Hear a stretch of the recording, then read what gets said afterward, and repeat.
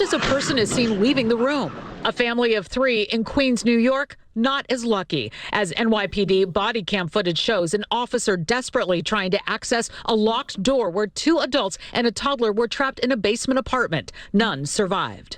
At least 50 people lost their lives in the Northeast, with fears that number could rise as floodwaters go down. New York City Mayor Bill de Blasio, along with lawmakers Alexandria Ocasio-Cortez and Senator Chuck Schumer, toured hard-hit areas in New York today, pointing to climate change as part of the cause of the unprecedented flash flooding, while also pushing for financial relief. We got to get the insurance companies to really step up to the plate as well.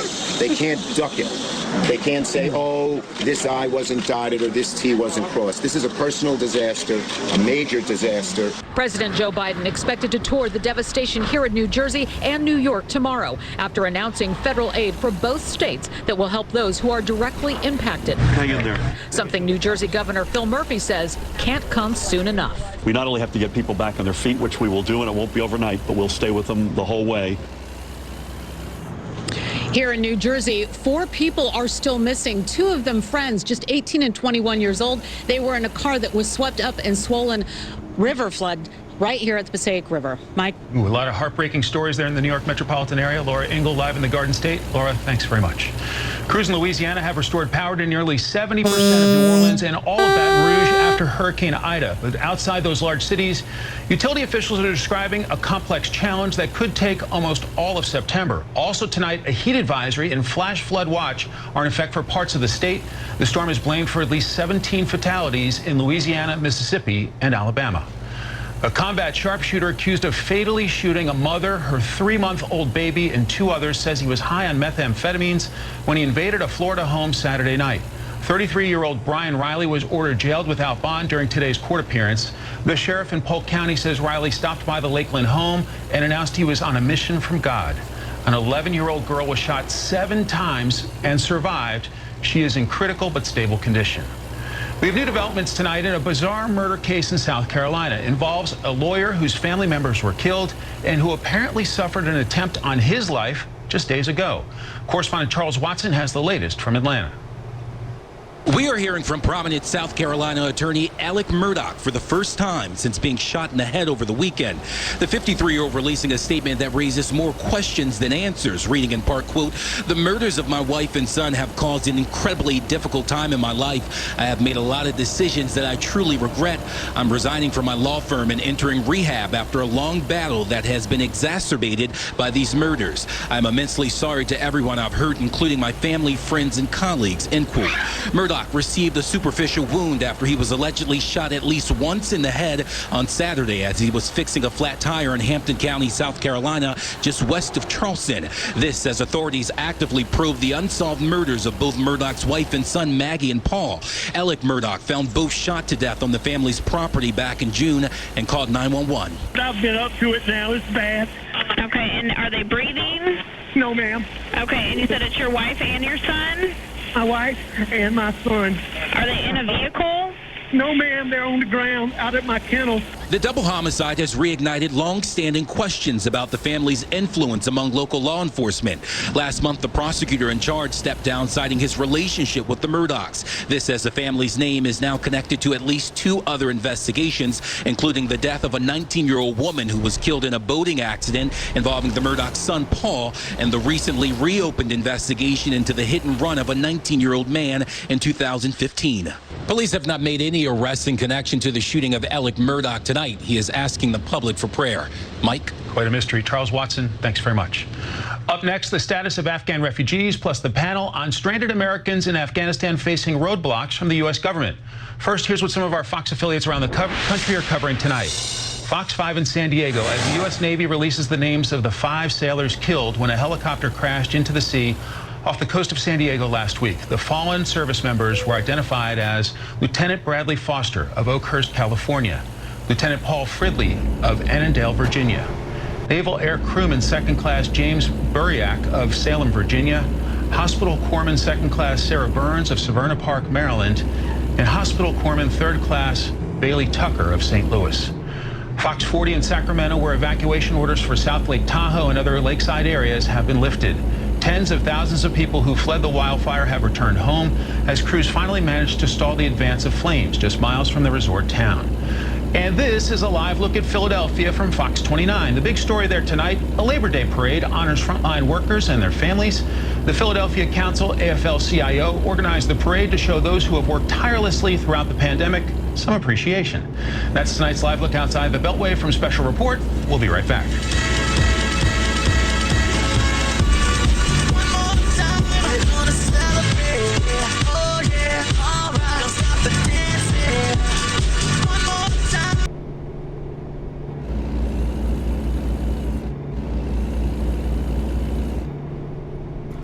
Go and discover the best of the UK's food and drink this summer at ukfoodanddrinkjourney.co.uk. The Premier League is bigger and better than ever. Don't miss any of this season's action on TalkSport with Now. Saturday is game day, featuring TalkSport's most full-on football dedicated schedule ever. From all the build-up to live commentary and post-match reaction. It's your non-stop, one-shot Premier League destination. Game day on TalkSport with an Now Sports membership. The only way to watch the Premier League live without a contract from just $9.99. Search Now Sports. 18 plus. Stream via internet. Terms apply. Across the UK, overnights with Paul Ross.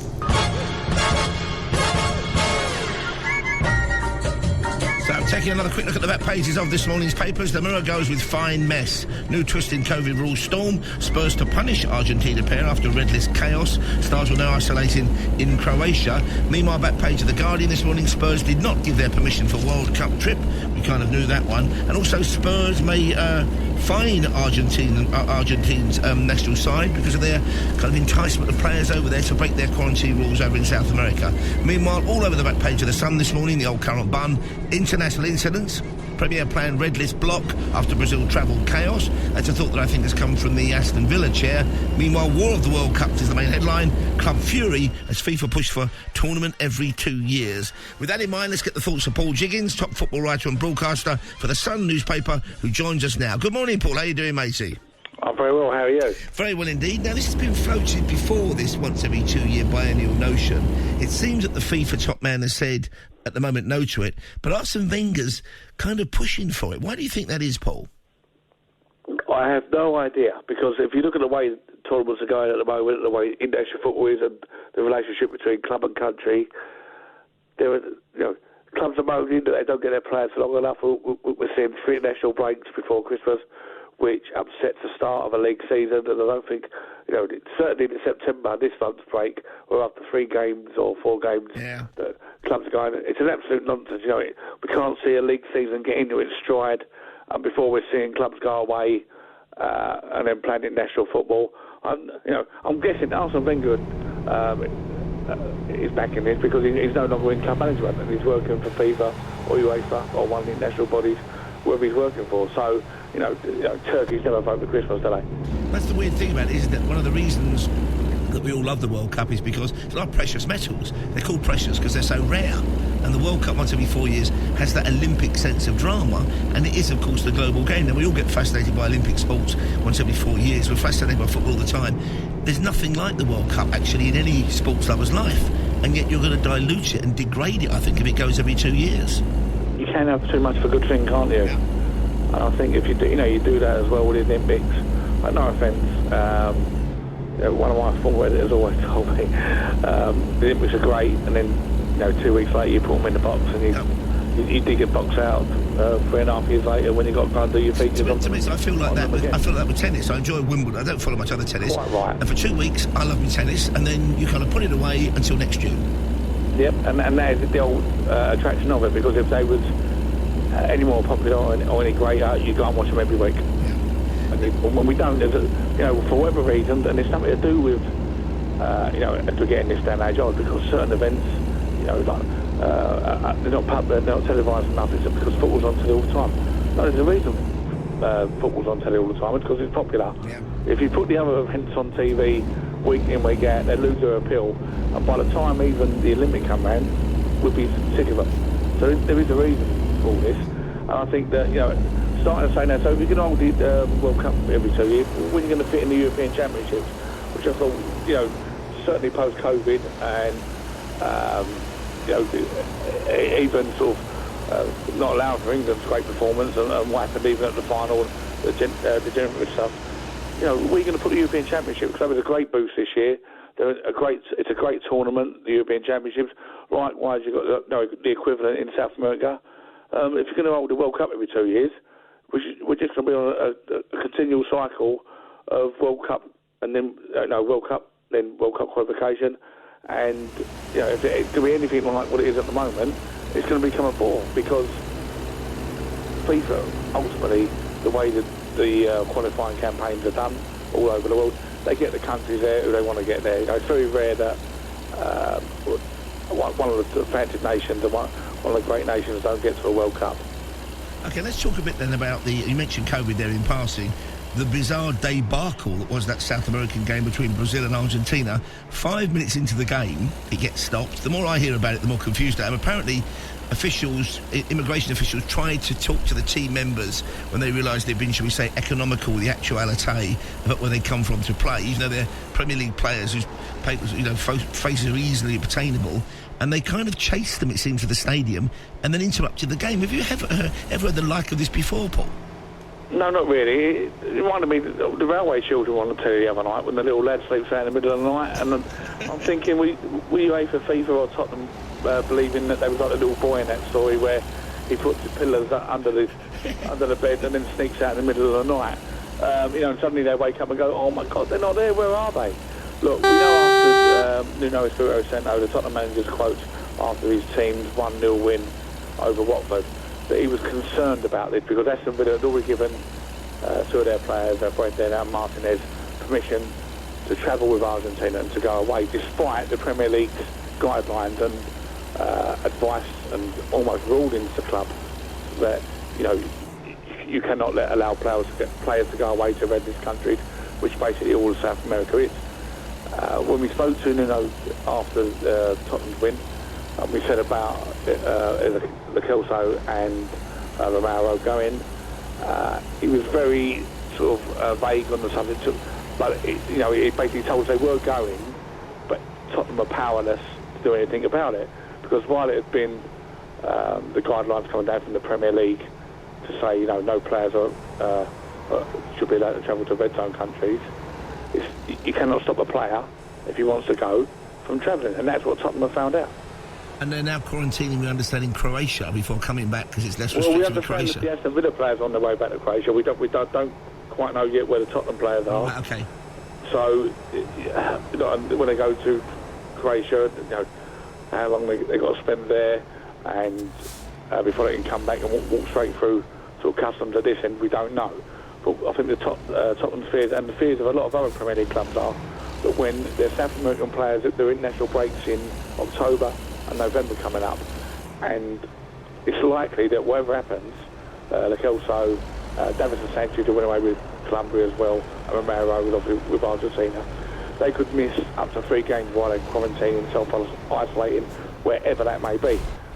Now, because they've got 2 more international breaks, that means they could end up missing 9 matches, maybe 10 matches before Christmas for Tottenham. And that's a major problem for Tottenham, So, you understand Tottenham's frustration, annoyance. The players have gone away against Tottenham's orders, advice, whatever you want to call it. So inevitably they're going to be fined when they get back. Aston Villa was a little bit different. They gave their 2 players permission to go, but on the understanding that after the first 2 games against Venezuela and then Brazil on Sunday night, that they'll return home. But there's still another game that Argentina has to play at home to Bolivia on Friday, early as a Friday, I think it is. So they'll be, we don't know yet whether the Kelso and Romero are going to be travelling home after that, or whether they're going to start making their way home before then. It's all so much up in the air.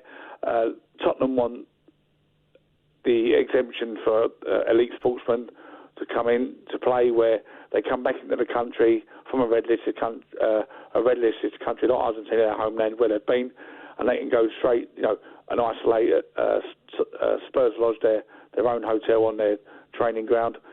It may not be as simple as that, because the government rules state that when someone comes back into one of those countries, they are put in a designated hotel, which is designated by the Foreign Office.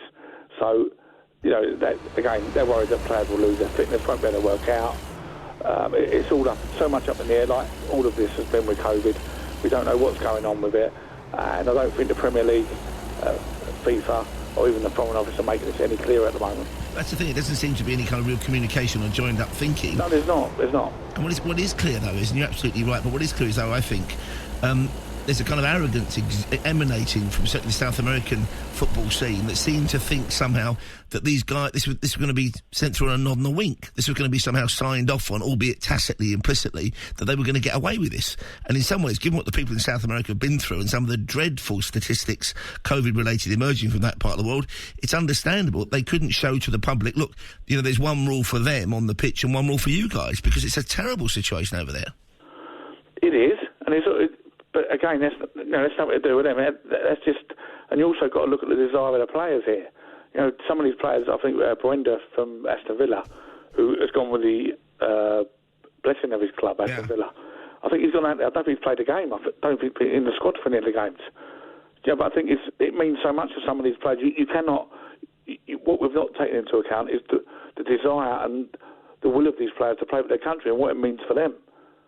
We've got Davison Sanchez going back out to Colombia. I know because I've interviewed Davison on a couple of occasions, and what it means to him, I think it would mean more in family shame for him not turning up for international. Right. He'd be willing to sacrifice that, and it's got nothing to do with the way he looks upon playing for Tottenham or anything like that. It's just the way that, like we'd all like to think, England supporters, our English players would look on that, thinking that when you're called up by your country, you would jump here.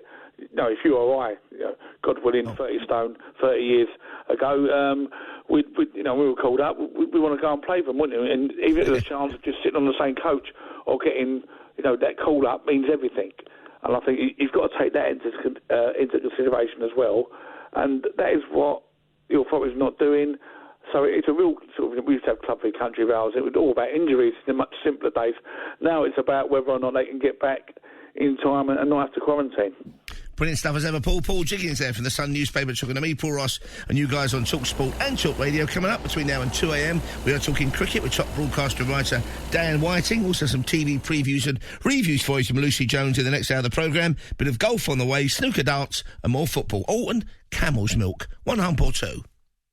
Game day is back, and as TalkSport gears up to bring you another blistering Saturday afternoon Premier League experience, Game Day's official betting partner, Betfair, is also back to make sure you've got all the odds at your fingertips. What a goal! Get all the fever pitch build-up and exclusive live commentary. Oh, he's got a magnificent goal! This Saturday on Game Day on TalkSport with Betfair. Bet with a cash-out you can rely on this season, with no cash-out suspensions on football. 18+, gambleaware.org. We've all had those moments we tell ourselves, it's just nothing. My tummy is just a bit uncomfortable. It's just the runs. It just doesn't feel right. Just a bit of blood. That's new. If you've had discomfort or diarrhoea for 3 weeks or more, or seen blood in your pee, even just once, it could be a sign of cancer. It's probably nothing serious, but finding cancer early makes it more treatable. Your NHS wants to see you. Just contact your GP practice. Fishing around for a great day out? Dive into Sea Life with 2 free tickets worth up to £60 when you collect codes inside the Sun. With 10 UK locations to choose from, you're sure to make a big splash. Start collecting for your free tickets. Pick up the Sun today. It's sensational. Decency supply. Oh, afternoon, Caesar. Good afternoon. How are you getting on with my glorious city? Well, it's all finished, Gov. What? Yeah, it's all done. I've built the Colosseum, the aqueduct, the lot. You've built Rome? In a day? Yes. You're pulling my leg. No. Ah, you must have had your Weetabix this morning. Oh, I did, Gov. 3 of them. Now, there's still some grouting to do in your Roman baths, but I'll have that done by the end of the day. Have you had your Weetabix? At Asda this September, we want to turn autumn into awesome. Let's turn back to school into a lesson in cool, make cosy nights in incredible, and fill up the whole family with feel-goods. With trolleyfuls of low prices and rollbacks across family favourites, cupboard filler essentials, toys and more, there are thousands of reasons to feel awesome at Asda this autumn. That's the Asda price feeling. When you're sorting your next van, you've got to get it spot on. That's why I go to Vans Direct. They source the perfect new van for you from the top manufacturers with the right payload, spec, and great finance options. Like this new Citroen Dispatch, in stock now for £250 a month. Delivered fast for free. So now my building business has gone next level. My electricians is buzzing. And my pest control company is killing it. The right van. And the right deal. For everyone. Vans. Vans Direct. The home of new vans. See vansdirect.co.uk. Business users only. Free delivery mainland UK. 10,000 miles per annum. Initial rental 2250. Prices exclude VAT at 20%. The NHS COVID-19 app protects lives. Because even if we have been vaccinated, we can still get the virus and pass it on. The app is the fastest way to know if you have been exposed to COVID-19. So you can take the steps you need to protect those you love. And thanks to the millions of us using the app, it prevents up to 2,000 new infections every day. So let your NHS COVID-19 app keep on protecting you, because it takes all of us to keep life moving. Across the UK, Overnights with Paul Ross. Good morning once again. It's Thursday, sorry, Tuesday. Can't get the day right. It's Tuesday, the 7th of September. Quick look at the front pages of the papers this morning. Front page of the Times. The old normal. Rush hour returns as Britain goes back to work. But, of course, crowded scenes being played on the news last night from the London Tube network. Also on the front page of the Times, a photograph of migrants being, well, kind of ushered onto British shores. Over 1,000 arrived, it's believed, yesterday. And the headline is, Stop More Migrants or Pay the Price. Francis warned. Quite what the sanction will be, I do not know. Raducanu storms into the quarter-finals of the US Open is the front page of the Daily Telegraph. Also, sausage war avoided as UK wins protocol concession. That's the ongoing Brexit negotiations. Of course, the Guardian newspaper. Our healthcare is in crisis, warns Johnson in a bid to quell rebellion. Of course, that's linked to the Tory revolt or concerns, backbench concerns about an increase in national insurance, which will go against the Tories manifesto pledge, of course. But healthcare is a nettle that needs to be grasped, says the Prime Minister. Also, a front-page photograph of Jean-Paul Belmondo, great French actor, star of amazingly influential films like Pierre Le Fou, Breathless, called Abu de Souffle in France, that was remade with Richard Gere playing his part. Jean-Paul Belmondo also was in Borsalino with Alan Delon in the 70s, kind of gangster film. He's died at the age of 88 years old. Front page of the I paper this morning. Revealed. Plans for October firebreak. Extended half-term holiday and new rules on masks to tackle rising hospital cases. Front page of the Daily Star this morning. How can you tell if this fine specimen of the ruling elite, photograph of Boris Johnson, is telling porky pies, they ask? Answer, his lips will be moving. Rather cheeky there on the front page of the UR Daily Star. Front page of the Daily Mail this morning. £5 a week to fix care crisis. That's the tax rise for a typical worker to pay for social care. Now, don't let the overwhelmed NHS swallow it up, though, Boris, is their editorialising comment on the back of that. Meanwhile, on the front page of the Daily Mirror this morning, Cheryl Cole is interviewed, or Cheryl Cole Tweedy. Sarah was unique, quirky and kind. She'll be forever in our hearts. Ongoing mourning after the very sad death of... We covered this in detail on the programme yesterday, of course, but incredibly heartbreaking story, that. Meanwhile, tonight, of course, there's a small match on TalkSport 2 of Scotland in action against Austria. It's a crucial game for the Scots in their hopes for World Cup qualification. They're going to Austria, and it's live on TalkSport 2, and it's going to be dramatic. On the edge of the penalty area with his back to goal. Christie with the low shot, and Scotland have done it! Ryan Christie with the goal! Got a really good squad of players. We're all determined to do as well as we can, but maybe the time for talking's gone. It's time we get the results. Here is Arnautovic, and Arnautovic has his second. We know they're a threat from obviously the previous game that we played in as well, so we know we need to produce a top performance to get something. And Scotland in possession again, in a good position with Palmer. Driven ball in, it's an excellent equalising goal. Lyndon Dykes first for his country. And ahead of that game, a big one tonight, 7:30 on TalkSport 2, kick-off at 7:45. Ahead of the game, Scotland boss Steve Clarke says, from this point on, every game is crucial if they do want to make it to Qatar, and they really do. Moldova was quite a pivotal game. We had to get 3 points there. We did that. This is another game that's important in the group. I think the dynamic of the group, and I did say that I felt it was a group where teams would take points off each other. I think the dynamic of the group has actually changed a little bit with the Israel-Austria scoreline midweek. So this is an important game. Every game's important. I think when you represent your country, especially in qualifiers, every game's important because every point can be important towards the end. I don't know what the points total will be now.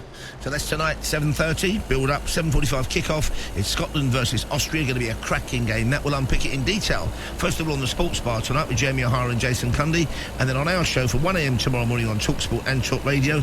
Meanwhile, also on the back pages, on the front pages of a couple of papers this morning, Bat's not good enough is the back page of the giveaway paper of the Metro. Frustrated Root, Rouge missed opportunities after England crumble to fourth test loss. Oval ball, BAW, says the Mirror. Root gutted as England collapsed. Meanwhile, the Guardian this morning, crash course. Root tells England to be inspired by Bumrah's brutal brilliance. If that's possible, yeah, no bad thing. We're now 2-1 down, I think. And coming up, we're going to be hearing from Dan Whiting, top cricket writer on Talk Sports and Talk Radio. We're the Croods. We are the Bettermans. Welcome to A Better Way to Live. There are showers, so much food, and privacy. Ooh, what's privacy? It means you only smell the feet you want to smell. It's Stone Age. This place is changing everyone. A little change isn't the end of the world. Tell me about my room, Mr. Better Dad. Betterman versus the New Age. I don't know if cave people belong in a modern world. Maybe we should take it down a notch. Wow. The Croods 2, A New Age. Rent the home premiere on the Apple TV app now. When you bet fair on racing, you get daily rewards. So any day can be a big deal. Whether it's a midweek all-weather day, a Group 1 Saturday, or a Dress to the Nines festival day. And this week we're doubling our Betfair daily rewards. Bet £20 worth of multiples on Bet Builders and get a £10 free bet. Double daily rewards. Because we're Betfair. Max £10 free bet per day. Each bet must have at least one selection of minimum odds of 1.5 or 1 to 2 or more. Free bet valid 24 hours on multiples or Bet Builders. T's and C's apply. 18 plus begambleaware.org. We've come a long way in the fight against COVID-19. And thanks to all our actions, we can now enjoy many things we've missed. But the virus is still with us, so we should all carry on protecting our friends and family. Let's remember, meet outside if you can, and let fresh air in when you're inside. Wear a face covering in crowded places, check in when you're heading out, and do keep testing regularly. Let's keep life moving. Find out more at gov.uk/coronavirus. It's time to book a test drive with a difference and experience the new all-electric Vauxhall range, including the Corsa E, Mokka-e and Vivaro E-Life. Book your 24-hour test drive at your local Vauxhall retailer from now until the 30th of September and see why more people are making the switch. The Vauxhall Switch It Up test drive event is on now, so get ready to plug in and stand out. Participating retailers only, subject to status and availability. T's and C's and exclusions apply. It's time for BT's end of summer deal. Get super fast fibre with guaranteed speeds or £20 back, super strong Wi-Fi, and more online security than any other big provider. All for the new lower price of $25.99 a month until the 16th of September. For feel-good fibre at a feel-good price. Why choose anyone else? Join BT today.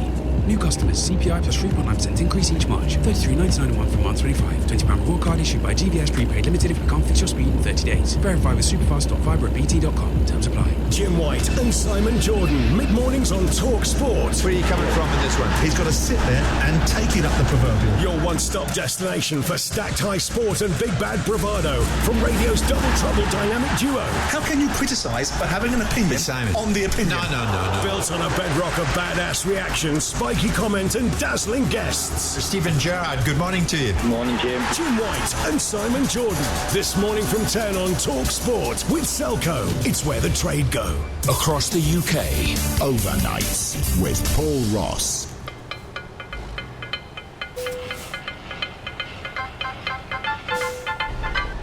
Он звучит так, что мы как продукт в международном разделении труда, потому что на сегодняшний день мы крайне примитивная с точки зрения как раз технологий страна. Да, мы огромная держава с точки зрения протяженности, но давайте посмотрим трезво достаточно. У нас от силы есть там, в агломерации Москве, Санкт-Петербурге проживает практически там 25% нашего населения. Все остальное население проживает, от сил в городах, миллионниках, полумиллионников, их еще от сил 30. А у нас 9 тысяч километров. У нас люди стекаются как в воронки в эти города. И если мы посмотрим даже на структуру занятости, да люди-то заняты в основном, по сути дела, перекладыванием бумажек. Если брать, анализировать структуру экономики, тот самый любимый порассуждать базовый доход или безусловный доход, мы его реализовали. Только достаточно иезуитским способом. У нас огромное количество министерств и ведомств, где люди, что называется, за копеечку сидят и перекладывают бумаги. Есть еще охранники, по-моему, то ли 3, то ли 4. Да, абсолютно. Но ключевой это вопрос. Давайте, если мы чуть-чуть там возьмем условный там какой-нибудь, вознесемся над страной и посмотрим ее в международном разделении труда. Я не знаю, там одежда, кроме Калашникова, который, опять-таки, не мы производим, который у нас товарищ Калашников стоит, а его китайцы в основном производят. Что можем мы назвать, что произведено в Российской Федерации? Практически ничего.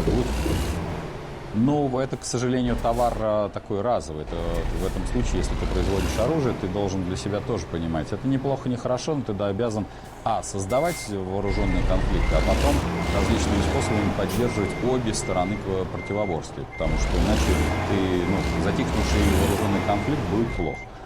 Хорошо, еще один сюжетик, все-таки я забыл у Шойгу. Вот вы сказали, что там как воронки стягиваются и так далее. Он говорит, да давайте перенесем вообще столицу в Сибирь. А заодно и крупные компании, которые работают в Сибири, тоже туда. Ну вот в Питер перенесли «Газпром», перенесли там ОСК. Ну вот видите, помогли же Петербургу. Конечно, в Калининград что-то перенесли, сделали. Ну так, то есть, так и будут переносить, передвигать туда-сюда эти штаб-квартиры? Это же не штаб-квартиры, это попытки одним и тем же инструментом, который уже там неоднократно его прокручивали, там, типа внутренних офшоров, торы, различные названия у этой всей истории были. Это был вопрос просто обычного внутреннего межведомственного лоббирования. Вот я сегодня там большой начальник, и я говорю, давайте строить города. Завтра... Красноярск. Неважно, это не фатально где там. Завтра я играю в бадминтон, если я начальник, то вы все играете в бадминтон. Послезавтра я катаюсь на коньках, не умею кататься на коньках. Вы дружно вставать на коньках. Но только это не про страну, это и не про государство. Это про удовлетворение царедворческих желаний или комплексов. Хорошо, Кирилл, не работает такая схема? То, что они делают, там, штаб-квартиры переставляют, там, может, столицу действительно куда-нибудь там за Урал? В Бодайбо я предлагаю, хорошее место. Тут не штаб-квартира, а юридический адрес переносится. Юридический адрес «Газпрома» давно уже в Петербурге, но основная часть аппарата управления сидит в Москве. В Петербурге сидит, но второстепенная часть аппарата управления, да? Вот. Юридический адрес, да, это то, чем можно манипулировать. Это место, где выплачивается налог на прибыль, НДС, НДС федеральный налог. Ну так, может быть, разыгрывать между регионами юридические адреса крупнейших компаний, как в лотерее? Нет. И так все будет перемещаться. Важно, откуда ты родом. Это уже они между собой договорятся, но важно, откуда ты родом, потому что в данном случае маленьким городкам нужно каким-то образом засунуть на высшие президентские должности, на президентские должности своих ставленников. Нет, система налогообложения должна не зависеть вот от этих административных игр. Как там прописался одно время Михаил Прохоров в селе Яруда в Красноярском крае, и туда пошел большой поток НДФЛ. Или Роман Абрамович прописался в Анадыре, когда был губернатором Чукотки. НДФЛ Абрамовича стал платиться в бюджет Чукотки, и сразу бюджет Чукотки стал огромным. Да? Хорошо, давайте мы о позитиве опять. Вот Владимир Путин выступал на этом самом форуме во Владивостоке. Извините, я дам цитату одну, пожалуйста. Беспрецедентный набор льгот и стимулов мы создадим на Курильских островах, например, где полностью освободим бизнес от уплаты ключевых налогов на прибыль, на имущество, земельного и транспортного налога, причем на 10 лет. Подчеркну, речь идет о компаниях, которые не просто регистрируются на Курилах, а реально работают на островах, строят здания, предприятия, нанимают сотрудников. Для таких компаний будут установлены и пониженные страховые взносы в размере 7,6%, также на 10 лет. На всей территории Курильских островов будет действовать режим свободной таможенной зоны, то есть ввозить товары, оборудование и вывозить готовую продукцию будет проще и удобнее. В ее рамках также не будет, в рамках этой зоны также не будет взиматься НДС, пока товар не покинет территорию Курил. Видите, в рамках этой зоны будет жизнь или не будет, Кирилл? Ну, надо вообще провести анализ, почему особые экономические зоны, которые 15 лет назад у нас появились в 2006 году, почему они не сработали. Вот давайте сначала этот анализ проведем, а потом будем предлагать еще одну особую экономическую зону на Курилах. Но на Курилах хоть более естественно, чем делать особую зону в Татарстане или в Липецке. Но хочу сказать, что дополнительные издержки компаний из-за работы на дальних островах, они все равно существенно выше, чем все те льготы, которые президент может им предложить. Ну вот я думаю, что с инвестициями там не очень будет, поскольку японцы уже высказались против, и явно японские компании туда не пойдут. Но я к Дмитрию Потапенко все-таки обращусь. А представляете, как бы было классно, смотрите, значит, взять бизнес, освободить от ключевых налогов, там и от этого, и на 10 лет, и еще и свободную зону, и по всей России. А так можно что-нибудь хорошее такое сделать для бизнеса? Хорошо, не от всех налогов, а от половины. Вы сейчас про какой бизнес? Дорогой, про какой-нибудь. Скоро никакого не останется, но про тот, который... Ну, давайте так, давайте его водораздел проведем. Есть либо государственный бизнес, либо там, условно говоря, условно-частный, это кооператив озера. Ну, и есть мы такая мелкая там средняя шелупонь. Кого тут освобождать? Своим, и так, в общем-то, их не освобождают. У них есть государственные программы компенсации тех или иных там кредитов, налогов и всего остального. Мы мелкая шелупонь, мы для них не интересны, мы не избиратели, не налогоплательщики, мы такая и мелкий корм для мелкого мусорья, назовем своими именами. Поэтому, в общем, вот эти все фантазии кто будет делать? Директор офицерского клуба?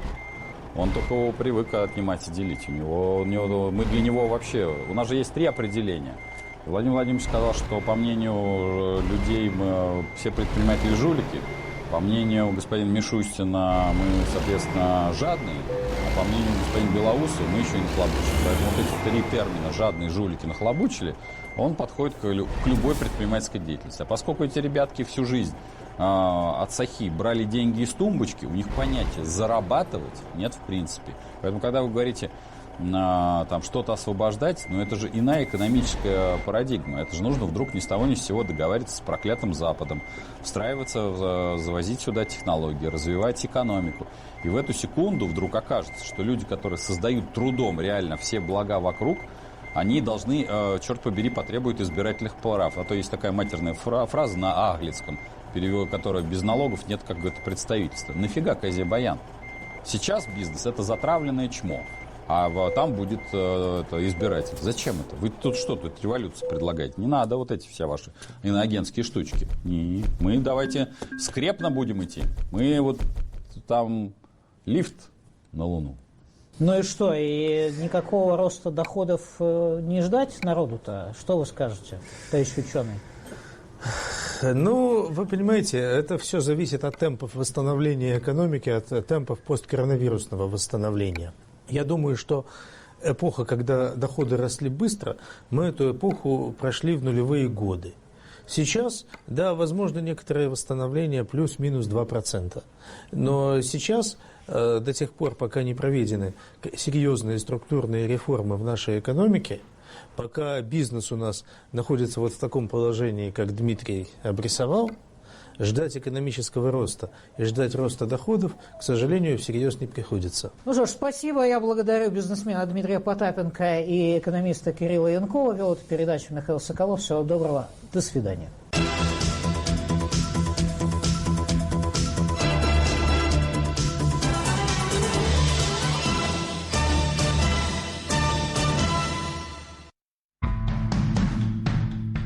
«20 лет назад случился крупнейший теракт в мире. 11 сентября 2001 года погибли почти 3000 человек.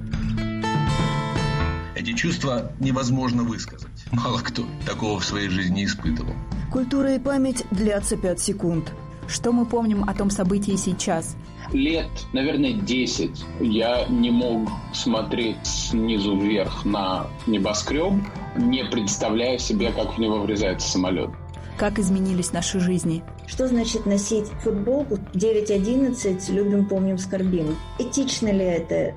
После 2001 года мода стала сильно консервативнее. Цвета поглуше, фасоны полаконичнее. После 9.11 в эфире «Радио Свобода» вечером 5, 7, 9 и 11 сентября. Не пропустите.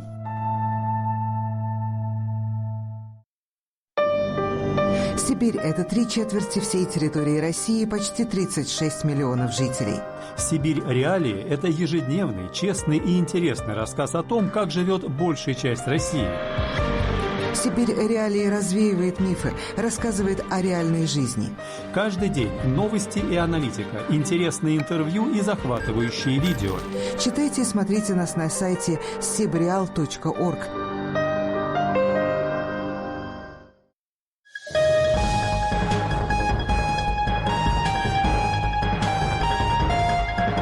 Радио «Свобода». События минувшего дня.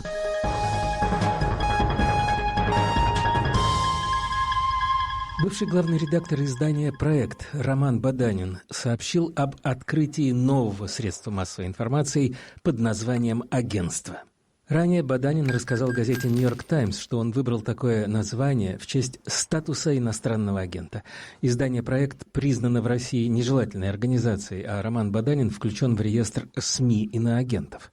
«Мы открываем новое СМИ, оно тоже будет заниматься расследованиями», — написал Баданин. Как говорится на сайте проекта, агентство специализируется на наиболее сложных, опасных и в то же время социально важных темах, табуированных для большинства работающих в России редакций.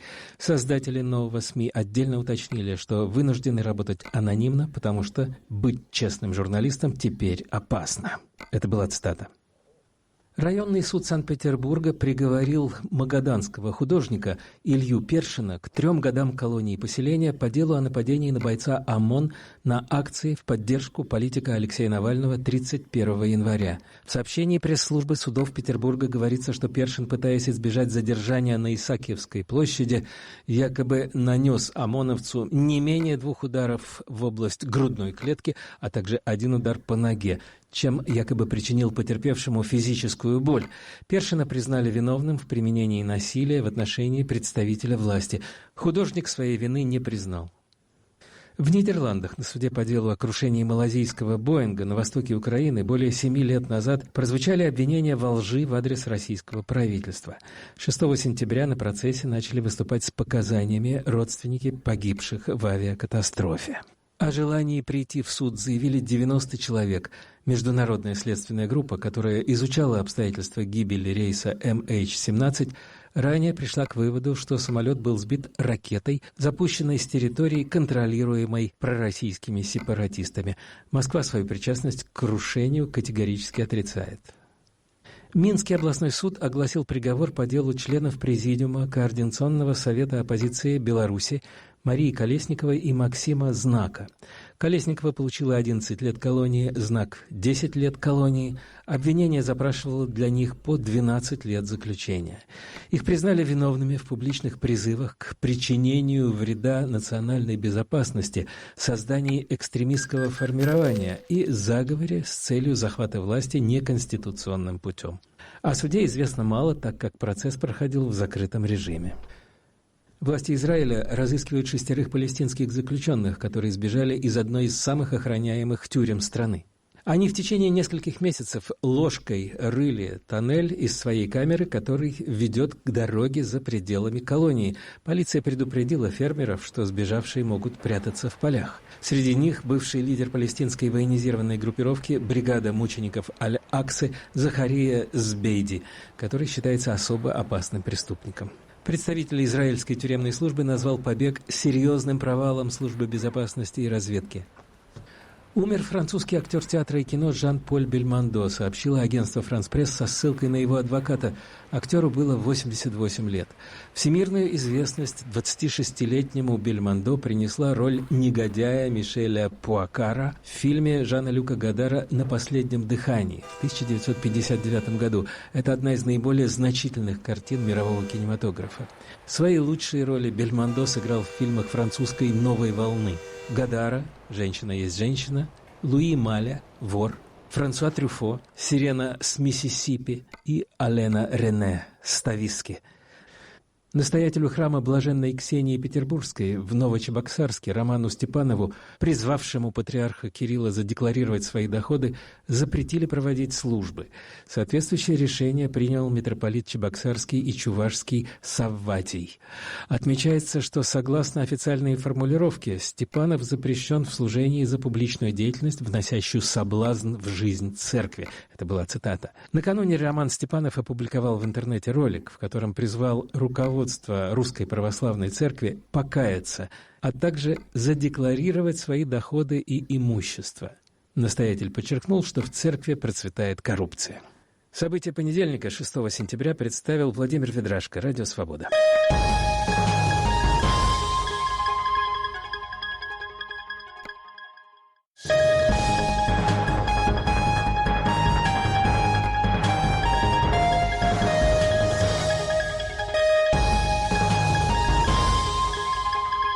У микрофона Андрей Шароградский. Здравствуйте, вы слушаете информационный дайджест «Время свободы». Сегодня 6 сентября в этом выпуске. Как в 1937 году, за самый умысел, за идею создания вот чего-то такого, вот, пожалуйста, получайте. Мария Колесникова и ее соратник Максим Знак приговорены белорусским судом к 11 и 10 годам тюрьмы, соответственно. Это человек, который отрицает вообще какие-либо силовые методы борьбы, какие-либо диверсионные акты или террористические атаки. Один из лидеров национального движения крымско-татарского народа Нариман Джилял и еще 4 крымских татар арестованы по обвинению в попытке диверсии на газопроводе в Крыму. Понятно, что они по умному голосованию бьют совершенно различными путями. Сайт умного голосования заблокирован. Поисковикам Google и Яндекс запрещено показывать результаты по умному голосованию, если они не ведут на сайт торгующей шерстью компании. Но начнем с главной сегодня темы. В Нидерландах в суде по делу о катастрофе рейса MH17 под Донецком в июле 2014 года начали выступать родственники погибших. О своем желании прийти в суд заявили 90 человек. В нашем выпуске сегодня фрагменты 3 первых выступлений. Первой была жительница Нидерландов Риа Вандерстин. Она потеряла в катастрофе отца Яна Вандерстина, а также свою мачеху Корнелию. Годами я пытаюсь примириться с потерей любимого отца и Нел. Не знаю, получится ли у меня когда-нибудь. Я делаю все возможное, чтобы отпустить это. Но в то же время меня переполняют чувства ненависти, мести, злости и страха. Страха, что мы не добьемся справедливости, злости и разочарования из-за того, что ответственные за случившееся не возьмут эту ответственность на себя. Я еще не попрощалась со своим отцом и его женой в последний раз. Я знаю, что они мертвы, но я не смогу сказать последнее «прощай», пока те, кто в ответе за их гибель, не будут признаны виновными за содеянное. Я верю, что это будет моментом, когда я по-настоящему смогу сказать им «прощайте».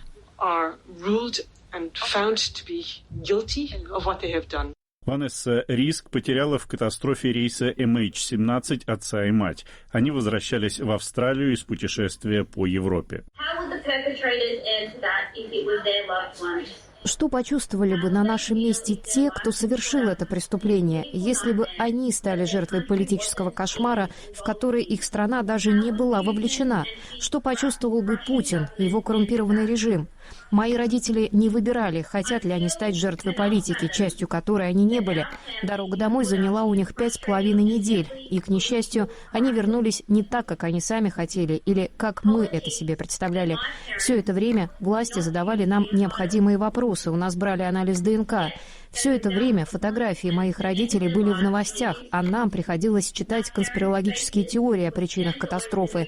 Все это время я представляла себе их тела, лежащие где-то в поле на другом краю земли. Мы с братом получали слова поддержки со всего мира, но это лишь делало нашу потерю менее реальной для нас. Роберт Ван Ханнинген. В катастрофе рейса MH17 погибли его брат Эрик с женой Тиной и сыном Захером. Я считаю удар по беззащитному гражданскому лайнеру такой мощной ракетой, как «Бук», преступлением против человечности, согласно Европейской конвенции о правах человека. Последствия этого выстрела стали такими же печально известными, как и отвратительными. Моего брата Эрика нашли без ног, без одежды, разорванного на мелкие кусочки. Нам отдали 8 или 9 его позвонков. Похоже, что в момент смерти он, Тина и Захир уже были без сознания, но я в этом не уверен. Они пролетели несколько километров в самолете, который уже развалился на 3 части. Тот факт, что мы до сих пор не знаем, испытывали ли они боль, мучает нас все эти годы, прошедшие с момента катастрофы. Нам приходилось несколько раз прощаться с ними, по мере того, как мы получали новые фрагменты останков. Эта серия прощаний оказала существенное психологическое влияние на меня и мою семью, положив начало долгому и трудному пути. Пути неопределенности, отчаяния и тревоги. Мы с женой до сих пор испытываем последствия. Долгий процесс установления истины, отсутствие сотрудничества со стороны Российской Федерации, которая вместо этого предпочла распространять дезинформацию. Все это было морально опустошающим. Психологические последствия катастрофы мы ежедневно испытываем и по сей день. Иногда в большей степени, иногда в меньшей. У меня до сих пор проблемы с концентрацией, а моя супруга потеряла работу. Ее работодатель дал ей отпуск, но потом понял, что скорбь полностью поглотила ее, что это занимает слишком много времени. Мой 11-летний сын замкнулся в себе, стал плохо учиться, ему пришлось сменить школу. Время лечит раны, и мы смогли постепенно восстановиться как семья. Но катастрофа рейса MH17 навсегда останется в нашей жизни болезненным шрамом. Говорили родственники погибших в катастрофе рейса MH17 Риа Вандерстин, Ванесса Риск и Роберт Ван Ханнинген. Вы слушаете «Время свободы». Член Президиума Координационного совета оппозиции Беларуси Мария Колесникова приговорена к 11 годам колонии, ее соратник Максим Знак к 10 годам по обвинению в публичных призывах к причинению вреда национальной безопасности, создании экстремистского формирования и заговоре с целью захвата власти неконституционным путем. Процесс по этому делу был закрытым. В СМИ появилась короткая видеозапись перед началом оглашения приговора, из которой понятно, что даже родственники подсудимых не смогли попасть в зал. К собравшимся обратился Максим Знак. Уважаемые зрители, рады вас видеть. Хорошо, что вы пришли на полчаса раньше. Надеюсь, хватит нашим знакомым радостных мест после вас. Ну-ка, что же далеко проходит? Спокойно, здесь вообще есть пространство. В августе-сентябре прошлого года Мария Колесникова стала одним из самых ярких лиц белорусского протеста. В тюрьму она попала после неудачной попытки властей выслать ее в Литву. Колесникова порвала тогда паспорт на границе, выбралась из машины, в которой находились сотрудники спецслужб, и вернулась в Беларусь. Приговор мы обсуждаем с обозревателем Белорусской службы «Радио Свобода» Юрием Дракохрустом. Итак, приговор вынесен. Ожидаемый ли это был приговор? Ведь он хоть и очень ненамного, это жестокий приговор, но чуть мягче, чем просила прокуратура. Ну, ожидаемое, действительно, немножко меньше.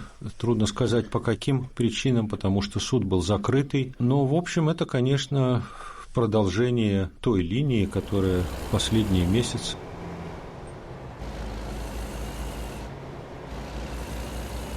I was like 14 years old, stood with me.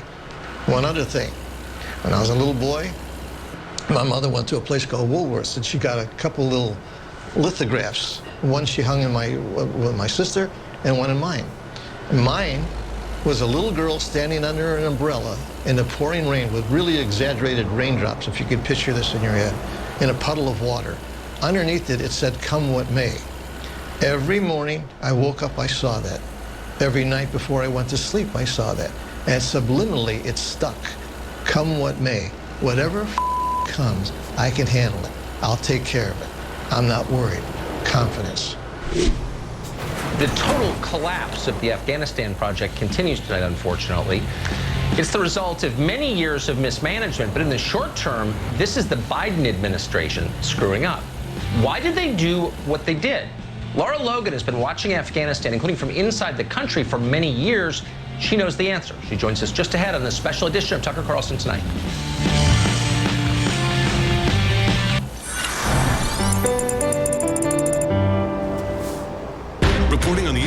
care about. There's a lot to cover, a lot of headlines. Lots of news to talk about. Watch America's Newsroom, weekdays at 9 on Fox News Channel.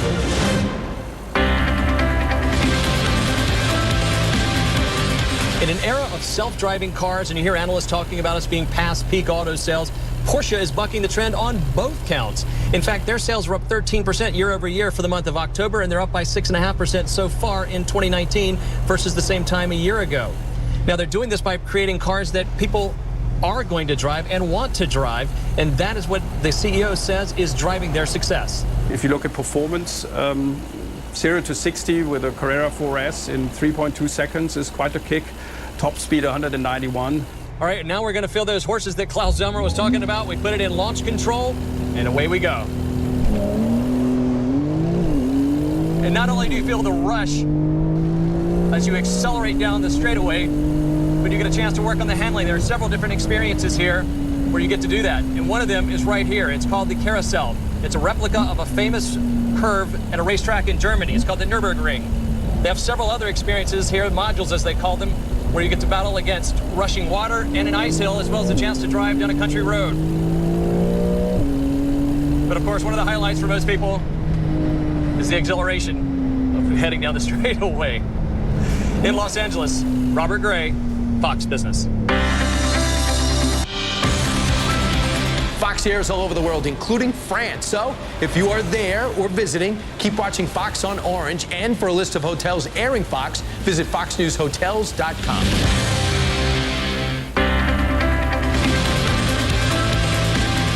DEFCON 911, what is the address? Yes, there is a fight at a children's baseball game. I need police here right away. Okay, ma'am. What is happening? Is this juveniles? Is this adult? No, it's adults. Okay. I'm sorry. Very upsetting. Very upsetting indeed. When a fight broke out on the field of a youth baseball game in Jefferson County, Colorado, as a result of a call made by an umpire, just 13 years old. It was a Little League game, and the video went viral. The specific incident happened in the Denver area involving a 13-year-old umpire named Josh Cordova. The coach was unhappy with what Josh was doing behind the plate and wanted him to change the call, and Josh decided he's not going to change the call, of course. And the next thing you know, the parents were at each other. Barry Mano, president of the National Association of Sports Officials, says that disrespect and even attacks against officials are only getting worse. Not a week goes by that we do not field a call in our offices from one of our members, or even a non-member sometimes, having to do with assaultative behavior. In fact, Mano's organization surveyed sports officials across the country to find out what's really going on. 13% had been assaulted being a sports official. 47% had feared for their safety. 57% had to break up a skirmish between players in a contest. And 64% had to eject a spectator because of unsporting-like behavior. I love the spirit of the game. I just love the game. It's a true game. Bob Player has been a high school baseball umpire for 34 years.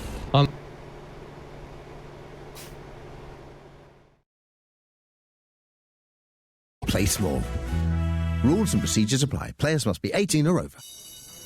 Getting back to school life again in September is going to feel like a fresh start. Whether you're a student at school or college, it will be great to see all your friends again, to be able to get back to music, to football, whilst keeping your studies on track. And like your mates, it's best to take 2 rapid COVID-19 tests at the start of term and then twice a week at home. Let's all continue to play our part. Let's keep life moving. Find out more at gov.uk/back to school. Jack here is gleefully crawling at 8 miles per hour, overjoyed with every muddy nugget tumbling from the tractor in front, like little manure-scented gifts from rolling pastures.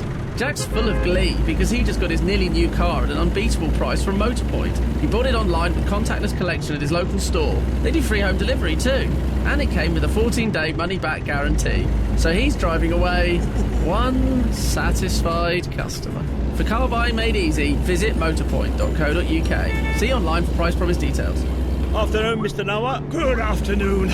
Now, how is my arc coming along? Well, it's all finished. Really? You only started this morning. Yeah, it's all done. You've built the pens for the elephants and zebras? I have. And an enclosure for the funny bears with black eyes. The pandas? Yeah, that's them. Blimey.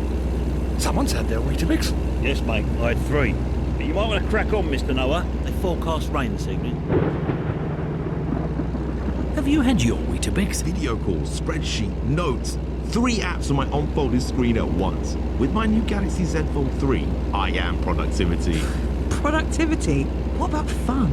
On my Galaxy Z Flip 3, I'm streaming and checking my feed at the same time. But that is productivity. No, it's fun. Yes, multitasking is fun. Can you have fun with a spreadsheet? The new Samsung Galaxy Z Fold 3 and Z Flip 3. Unfold yours in stores or at Samsung.com. There's only one essential nightly meeting place for sports fans everywhere. The Sports Bar on TalkSport with Bet365. Jason Cundy and Andy Goldstein host the nation's favourite hangout for instant debate, rapid reaction, and your chance to have your say on all the day's sport in action. Plus, get all the latest form and odds from a Bet365 expert every night. The Sports Bar, tonight from 10 on TalkSport with Bet365. Connecting sports fans across the globe to every game that matters. 18 plus, BeGamblerWare.org. Across the UK, Overnights with Paul Ross.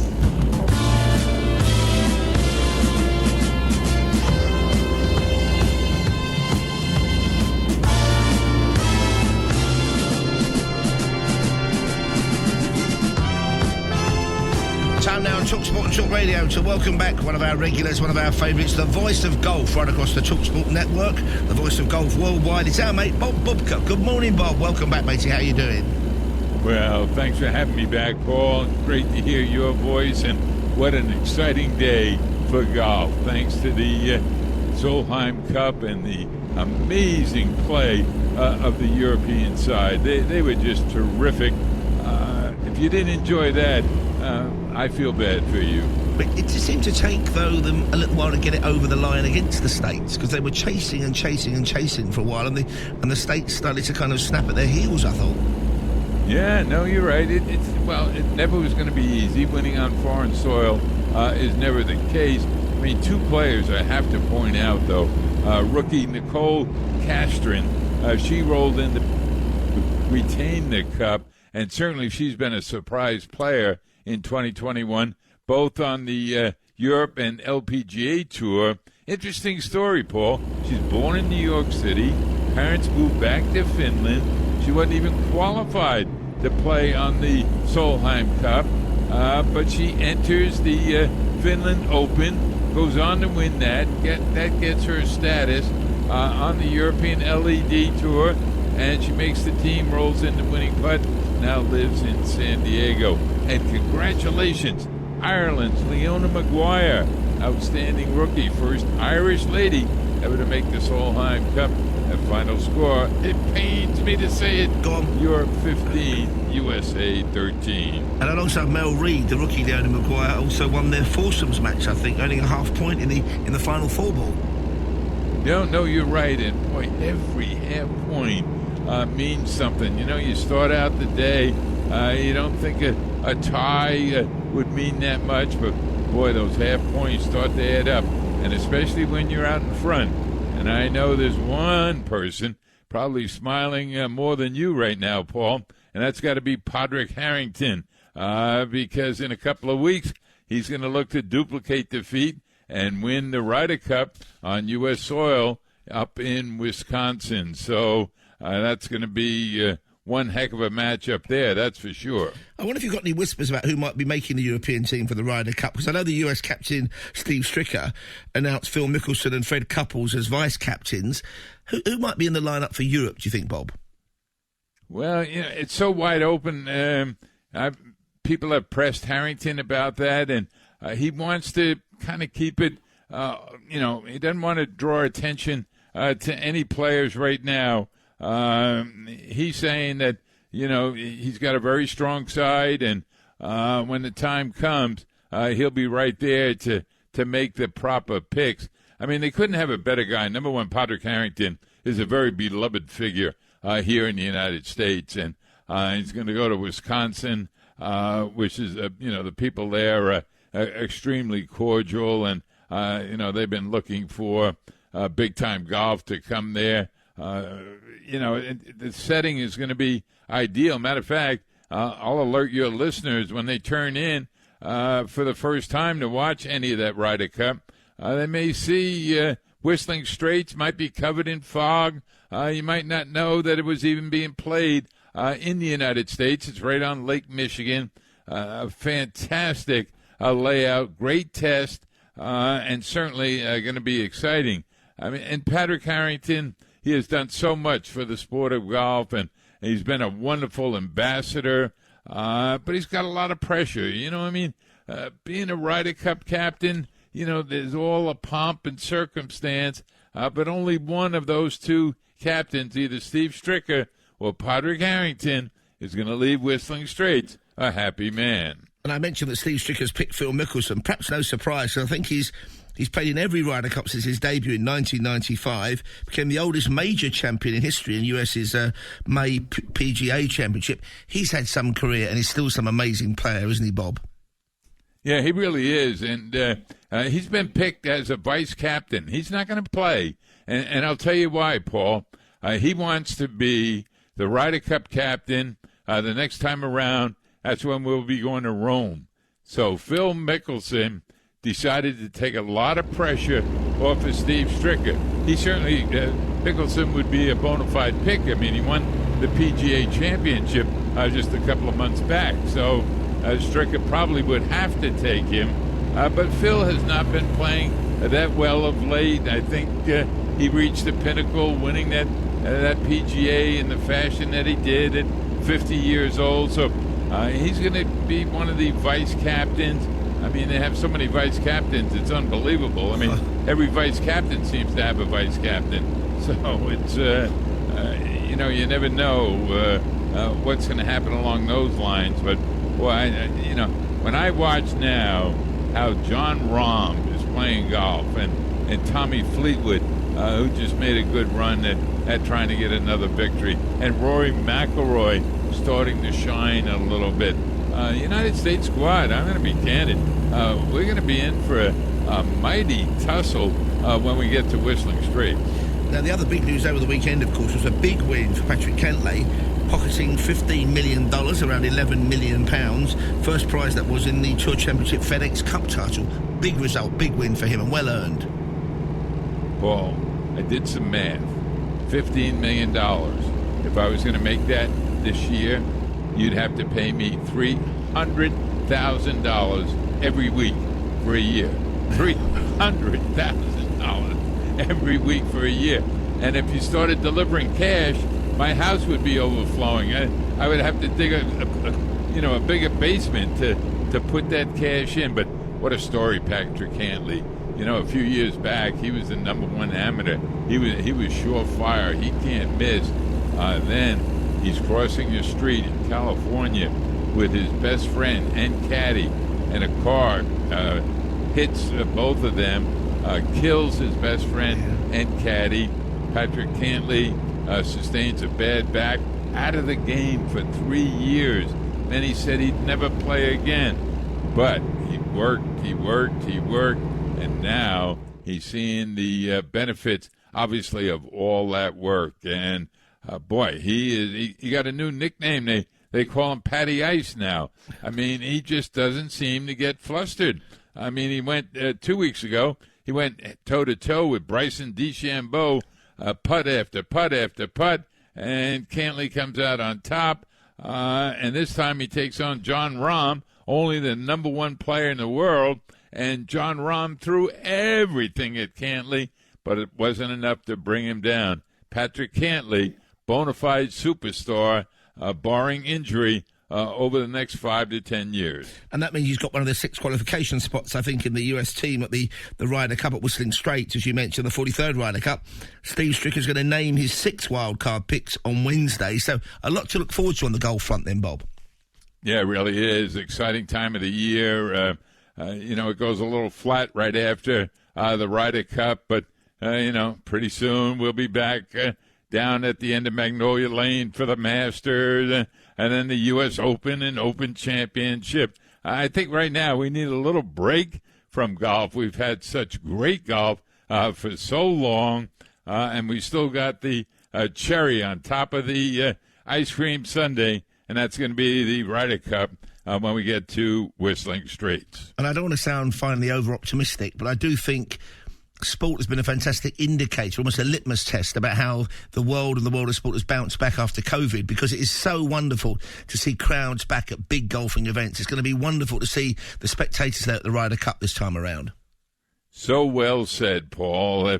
If anybody needs a break, it's all of us that have been under the scourge of this disease that has, altered life almost to the point where we don't recognize it. But now we're fighting back. There were nice crowds at the Tour Championship down in Atlanta. Whistling Straits is going to be a madhouse. The Solheim Cup had huge galleries. Yeah. So we are on the way back. Golf is on the leading forefront, and I couldn't be any more excited because we're going to have so much action on TalkSport. And you're the man to keep it across us all, Bob Booker there, the voice of golf on the TalkSport network. Talking to be absolutely live, and to you guys on TalkSport and Talk Radio. We are live until 5. Coming up next on the way, we're going to be hearing from Lucy Jones with her 5-day telebox recommendation slot. She does it each and every Tuesday for us. She chooses a pick of the week. I do one as well, and I should say that this week, and the programming started already, there are going to be lots of documentary series. There was some last week about 9/11. Because this Saturday, as I'm sure you're aware, is the 20th anniversary of that dreadful dark day. It was 20 years ago, 11th of September 2001, that the unthinkable occurred in the USA. Plenty of documentary films on that, and we are going to be counting down to those commemorations, and they will be all over the States, and I'd imagine all over the world, because many, many people lost their lives on that day. So we'll be talking about that throughout the week, and we've got TV recommendations apart from that on the way from Lucy Jones on Talk Sports and Talk Radio, where we're live till 5. There's only one essential nightly meeting place for sports fans everywhere. The Sports Bar on TalkSport with Bet365. Jason Cundy and Andy Goldstein host the nation's favourite hangout for instant debate, rapid reaction, and your chance to have your say on all the day's sport in action. Plus, get all the latest form and odds from a Bet365 expert every night. The Sports Bar, tonight from 10 on TalkSport with Bet365. Connecting sports fans across the globe to every game that matters. 18 plus, BeGambleAware.org. It's time to book a test drive with a difference and experience the new all-electric Vauxhall range, including the Corsair, Mokka and Vivaro E-Life. Book your 24-hour test drive at your local Vauxhall retailer from now until the 30th of September and see why more people are making the switch. The Vauxhall Switch It Up test drive event is on now, so get ready to plug in and stand out. Participating retailers only, subject to status and availability. T's and C's and exclusions apply. I've been installing Samsung home heating systems for a while now. Did you know that swapping your gas boiler for an energy-efficient heat pump could help you reduce your carbon footprint? Better yet, they come with user-friendly controls, a 7-year warranty and fully flexible installation options. But don't worry, you can leave that one to me. Search Samsung Heating to find out more. Home comfort has never been so easy. Fishing around for a great day out? Dive into Sea Life with 2 free tickets worth up to £60 when you collect codes inside the Sun. With 10 UK locations to choose from, you're sure to make a big splash. Start collecting for your free tickets. Pick up the Sun today. It's sensational. T's and C's apply. The NHS COVID-19 app protects lives. Because even if we have been vaccinated, we can still get the virus and pass it on.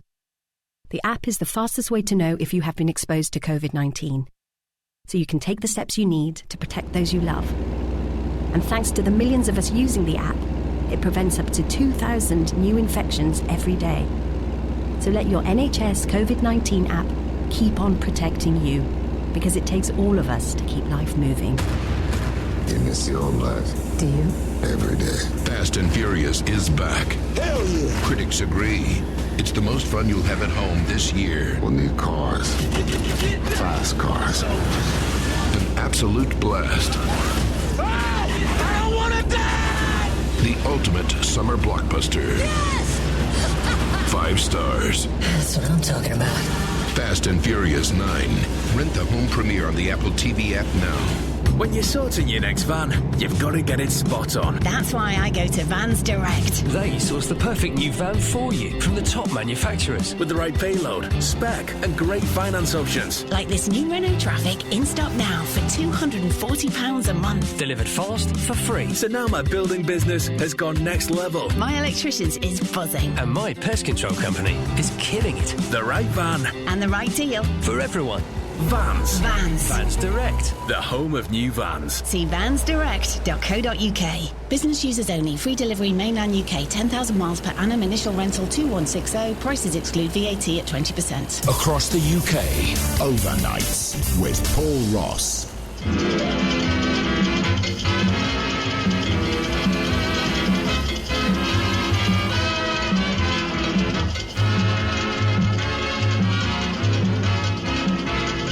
And now, friends, on TalkSport and Talk Radio, looking forward to this. As I do each and every Tuesday, it's our Tottenham Hotspur fanatic, Lucy Jones, with 1, 2, 3, 4, 5 days of tip-top telebox picks. Good morning, Lucy. How's your weekend been? Did you enjoy the England game? Bit of a walkover, really, in the end. Yeah, do you know what, though? It's quite enjoyable watching when you win, isn't it? Making a pleasant change at that thing. We've got a very strong squad indeed, I think, this time. I mean, Jason Cundy was saying on the Sports Bar, we've got to be in with a big shout, or a good shout, at getting the World Cup. Well, actually, I was having a little read, and we actually exceeded expectations. We were supposed to reach the semi-final of what England actually set out to achieve. We're supposed to reach the semi-final, really, of the Euros, and we reached the final, which means we are set to win the World Cup, as you said. Fingers crossed, don't jinx it. OK, let's go with some catch-up TV, first of all. On last night, the return of Silent Witness for the 127th series.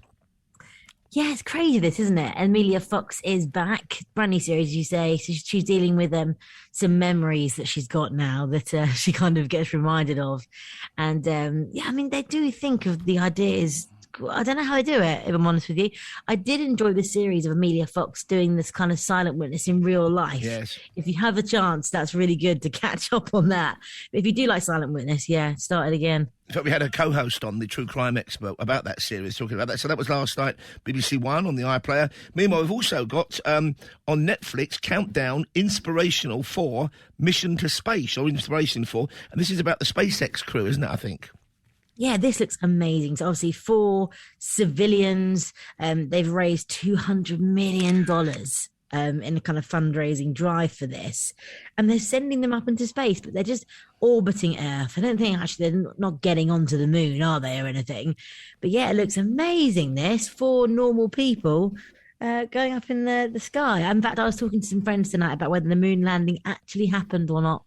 That's a whole different thing. And what's your considered opinion, Lucy Jones, astrophysicist? Honestly, since I remember it happening, I never ever... Well, I didn't remember it happening, obviously I'm not that old.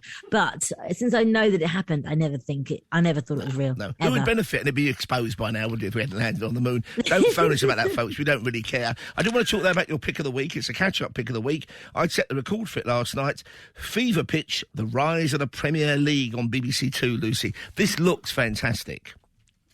Oh, it's brilliant. So you've got Eric Cantona, David Beckham actually sitting down, being talking heads for this, saying about how they coped as these massive stars. Because kind of Beckham was the first real star, wasn't he, off the pitch as well as on the pitch for football. I mean that as in fashion icon. And, you know, he's talking about how he dealt with it. And Vinnie Jones is talking about the grim state of football in the 80s and how he dealt with all those punch-ups and why he did it. It's brilliant, a different side of the beautiful game, and I cannot wait to see it. All the big names speak to the camera. We've got the trailer. It's Lucy Jones' Pick of the Week, available via the iPlayer. Fever Pitch, the rise of the Premier League.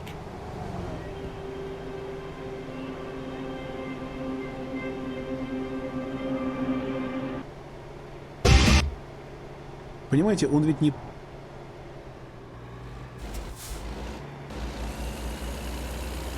Jackson's first certified partner. At first sight, he hardly thought Jackson, 50 pounds and skinny, was the stuff of heroes. When I first met Jackson, he wasn't very impressive to me. He was skinny, had copper brown eyes, and I said, what's this dog going to do for me? What he was going to do was save Holt's life more than once. It's been a dream of mine since I was a young boy. A friend of mine's dad was a military working dog handler, and it was exciting and fun to go watch them train every day, see the things that they do, and the bond that they build with their dogs. Jackson and Holtz built their bond training over 2 years. It was intense.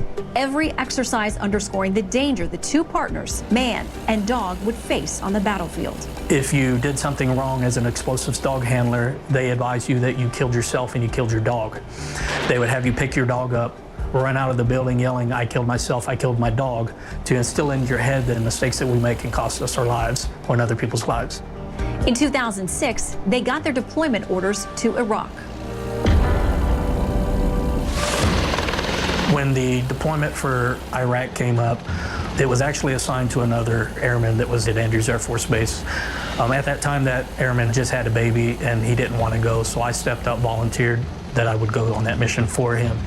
Originally slated to work base entry control in Iraq, once they arrived, they would find out very quickly that their mission was going to change.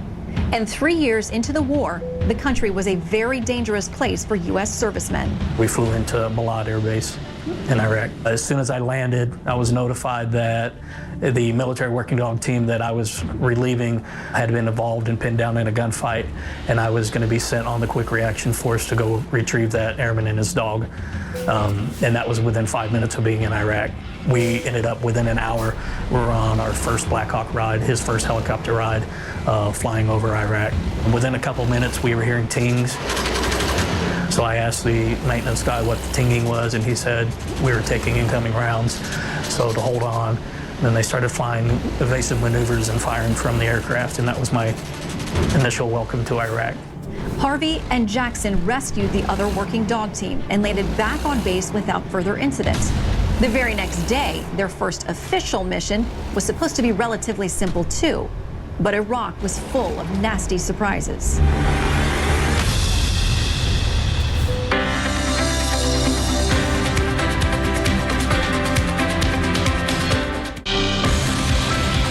If you're in Israel, thanks for watching Fox on Cellcom. For the latest headlines, check out foxbusiness.com and foxnews.com. For a different perspective. Welcome! Stream America's News Channel. And we begin with this Fox News alert. Fox News International.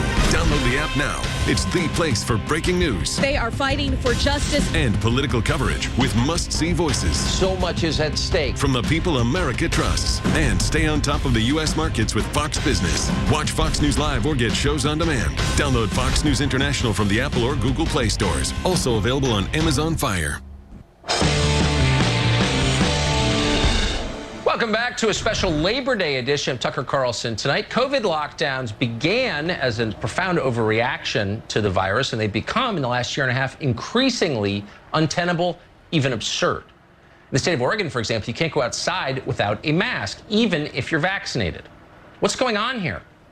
One of the few people who saw this very clearly from the first day is Jesse Kelly. When we talked to Jesse Kelly, he told us why these lockdowns are so destructive and how they're hurting the United States in ways that most people don't even perceive. Here's part of that conversation. We learn in February, March 2020 that, this pandemic is on the way, the country shuts down, and everybody has to make within their own family decision, how do we respond to this? How did your family respond? I went to work and my kids went to school. You don't stop. What we did during COVID, the idea that you stop an economy from moving in response to a virus, any virus, no matter how deadly it is, the idea that you point to your economy and say stop in response to a virus is the most financially devastating idea in the history of mankind. In the history of mankind. What we did during COVID by stopping moving, by pointing to our economy and saying stop, we didn't just crush small business and jobs and all the other bad stuff you can say about it and stuff you have said about it. What we did, we laid out a blueprint to our biggest enemy on exactly how we'll respond to a virus. And if people think China, who's very, very good at warfare and the long game, if you think China wasn't sitting there making notes in Mandarin on exactly how the West will kill itself in response to a virus, you got another thing coming. If you think that's the last one coming from the Chinese shore, people are crazy. We told China, just make sure someone gets sick and we'll work ourselves up into a panic frenzy and make sure we slaughter ourselves. And we did. It was pathetic. Were you afraid of it? No.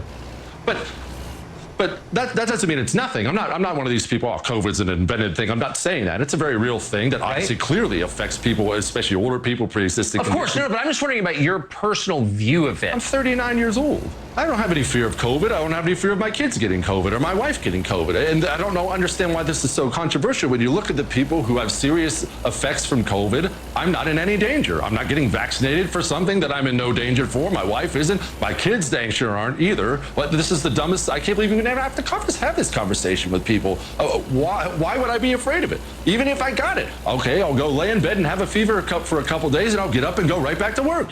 That's what you do. I have a responsibility to provide. But I understand everybody who makes a living sitting at home and they can just Zoom all their meetings in their pajamas told the small business America, you have to go home and fire your business and just destroy everything you've ever worked for. Well, that's easy to say when you're a cable news pundit on CNN, when you're Brian Seltzer sitting there in your Hello Kitty pajamas doing your show. That's nice, but someone else lost everything. Wait, should men wear Hello Kitty pajamas? Well, I mean, whatever you're into. I'm not here to judge. Okay, good. So you just said you didn't get vaccinated, which makes you, I think, a criminal. Yeah, well, of course, I'm a criminal and a heretic and everything else. And I'm not telling people not to. Get vaccinated if you want. I just think it's absurd how we've pretended as if everybody has to. We have data now. We have a year of data showing who's at danger, who's not at danger. Are we vaccinating people now for diseases they're not at danger for? Because if we are, I realize I went to community college. If we are, that's a new thing to me. I don't think you get vaccinated for something you're not in danger for. If you're in danger for it, please do. So it does feel like we've set a new precedent here. We can force people to take medicine they don't want or need. Well, we've set so many new precedents in the last year, Tucker, it's going to be the end of us. We've told them they can force people to take vaccines. We've told people we can force you to close your business. I think we forget, and I'm as guilty of this as anyone else. We had governors and mayors in the last year point to this business and said, close your doors. I'll send the cops.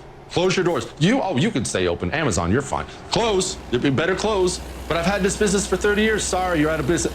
That is a stunning place to be for the land of the free. It wasn't so long ago, the other day, essentially, that you were not even allowed to contemplate the remote possibility that maybe COVID wasn't natural. It didn't come from a pangolin, but instead from a Chinese military lab. A group of virologists signed a letter in the Lancet that said virologists didn't cause the virus. Therefore, big tech censored anyone who disagreed with the virologist's assessment of themselves.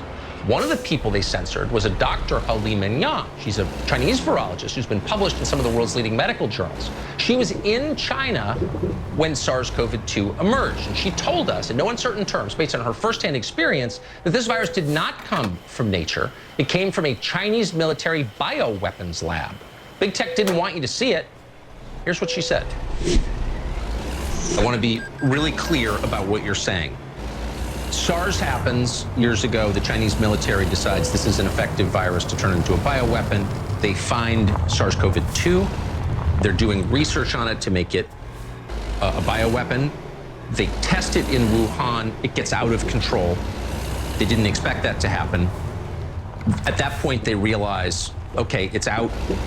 They lied about that, but then they intentionally allowed some huge number of people, some infected from Wuhan, to travel around the world to infect the rest of the world. Exactly, because first they learned the SARS, and China is the best country which has the SARS experience in the world, and have a lot of materials from SARS time.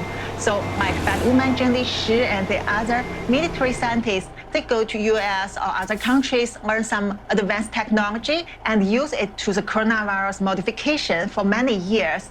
And then later, when they found appropriate the virus backbone from East China, and then it's like playing Lego.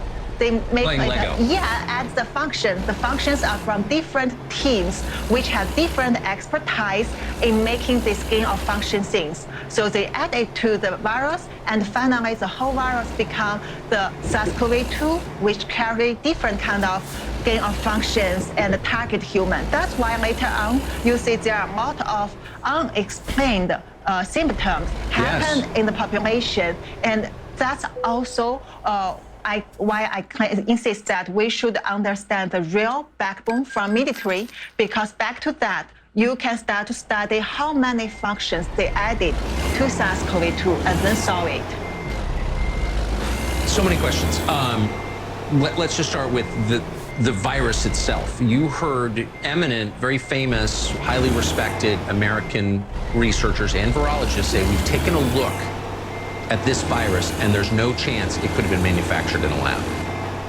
I mean, I know this kind of people always telling that there is no way it comes from lab. What I can tell you is China government actually spent many years to infiltrate the scientific world. And also, I know these people, they actually try to help China government for their own purpose. So except for some innocent scientists who may not have enough experience in virus, those top scientists like the Peter Daszak, or like Ralph Baric, or like Christine Anderson, they are lying. They know they are lying. They just try to use misinformation to help China government for their own benefits. And these are all later reviewed again, gradually. Well, they should be in prison if that's true, immediately. Yes. So you are a virologist, so you look at this virus, and is it obvious to you that it's manufactured?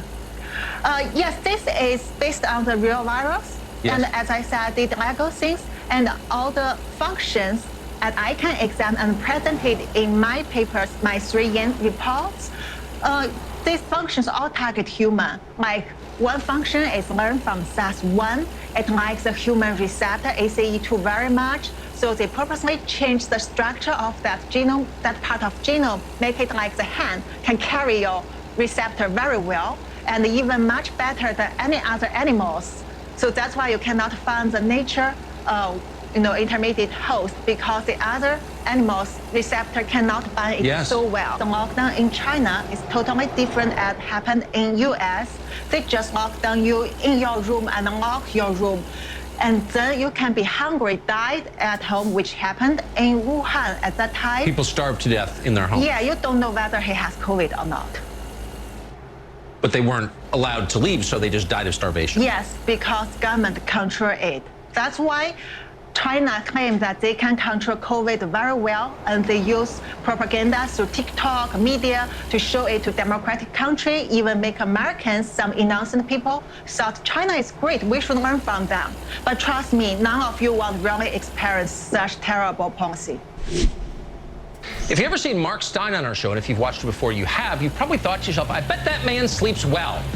Is there anything that keeps him up awake at night? Actually, there is, and Mark Stein told us what it is as our special edition of Tucker Carlson Tonight continues.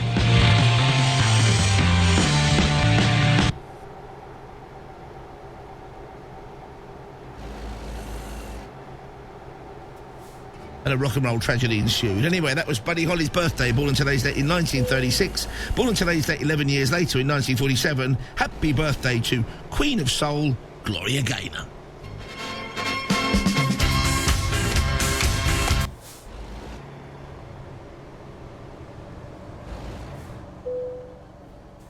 This is the place in Washington, D.C., where Hollywood meets Washington. Charlie Rivkin is talking about the Motion Picture Association, one of D.C.'s most powerful lobbying groups, which advocates for the film, TV, and streaming industry. 2.6 million Americans wake up every single day and go to jobs that are supported by this business. The MPA's members are Hollywood's elite studios, like Disney and Warner Brothers. And now, Netflix. Why did you push so hard for Netflix to join the MPA? I believe the MPA should be the home of the leading content creators on the planet.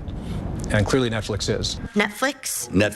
Netflix. It's what it is. But Rivkin says the streaming giant is a partner, not a rival of the silver screen. Enjoy your movie. What about the owners of movie theaters? The more technologically savvy the consumer is, the more he's likely to go to the movies. So I don't believe there's cannibalization. For decades, the MPA was led by power broker and our first ever power player, Jack Valenti. I thought, movies, television, wow, that's what I'd like to do for the rest of my life. And by jingles, I've darn near done it. The industry has changed dramatically since then, and so has the MPA. The headquarters reopened this fall and now features iconic movie props. This is Elton John's Gucci jacket, signed by Elton John, and it was worn in the film. And here, the original Aquaman outfit. Here's our new theater. But the MPA's secret weapon has always been its movie theater. This is state of the art. Where Washington politicians enjoy private screenings of new releases. The last theater was when it was built, was good for its time. This is 120 seats. We had to have the best screening room in all of D.C. Rivkin's father was an ambassador. His godfather, former senator and then vice president Hubert Humphrey. But Rivkin chose entertainment over politics, becoming the first person to run the Jim Henson Company outside of that family. Oh. But Washington called, President Obama appointing him ambassador to France. He brought Hollywood with him, hosting stars like Clint Eastwood, Jodie Foster, and Samuel L. Jackson, who met with young immigrants there. He talked about his story, the American story. He is the embodiment of the American dream. Rivkin says he's lived his own dream. I went from working from Kermit and Miss Piggy to the President of the United States. For me, joining a 100-year-old institution and helping to modernize it for our new era, this new incredible golden age of content, is very satisfying.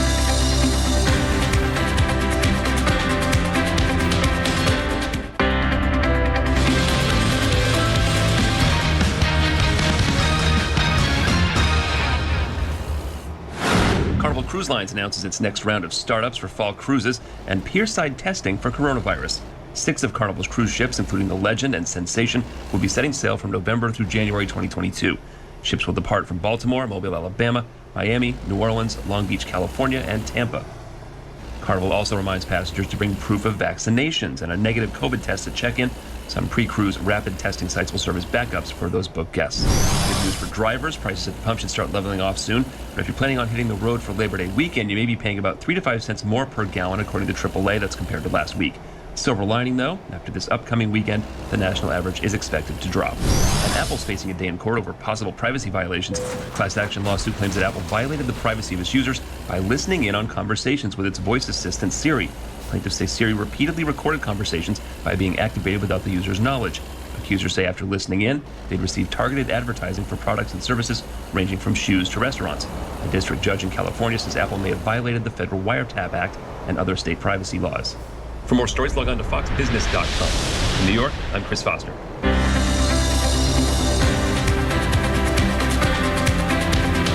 Welcome back to a special edition of Tucker Carlson Tonight. When the Supreme Court made gay marriage the law of the land, the decision included a footnote that most people didn't read about polygamy. We'll summarize it for you. Basically, the footnote said gay marriage is good, but polygamy is bad. But they didn't explain why. That has been keeping Mark Stein up at night ever since. He wants to know why we don't all embrace polygamy. Interesting question. Here's part of our conversation. I'm not defending polygamy, which I don't practice and I oppose and all that normal caveats, but the same people who are telling you that the nuclear family is completely outdated and any combination is not only cool but preferable to the nuclear family are deeply offended by polygamy. I once raised a defense of a polygamist, not because I'm for polygamy, but because, like, I don't know, having a bunch of kids, taking responsibility for them, I'm for that. Yeah. And wow, I got attacked. Why is polygamy the one family arrangement that just sets them off? Well, because here it's traditionally associated with unfashionable people. Basically, if you say the word polygamy to most Americans, they're thinking of some stern-faced patriarch in Utah with 5 wives. Now, the fact is, statistically speaking, in the Western world, the main practitioners of polygamy these days are Muslims, and their arrangements are de facto recognized by, for example, welfare in France, welfare in Ontario, for the purposes of inheritance tax in the United Kingdom, and that kind of polygamy, nobody wants to go anywhere near. Now, as you point out, the left is completely incoherent on this because they're all for the same-sex marriage, so the sex of the participants doesn't make any difference. Therefore, they say, no.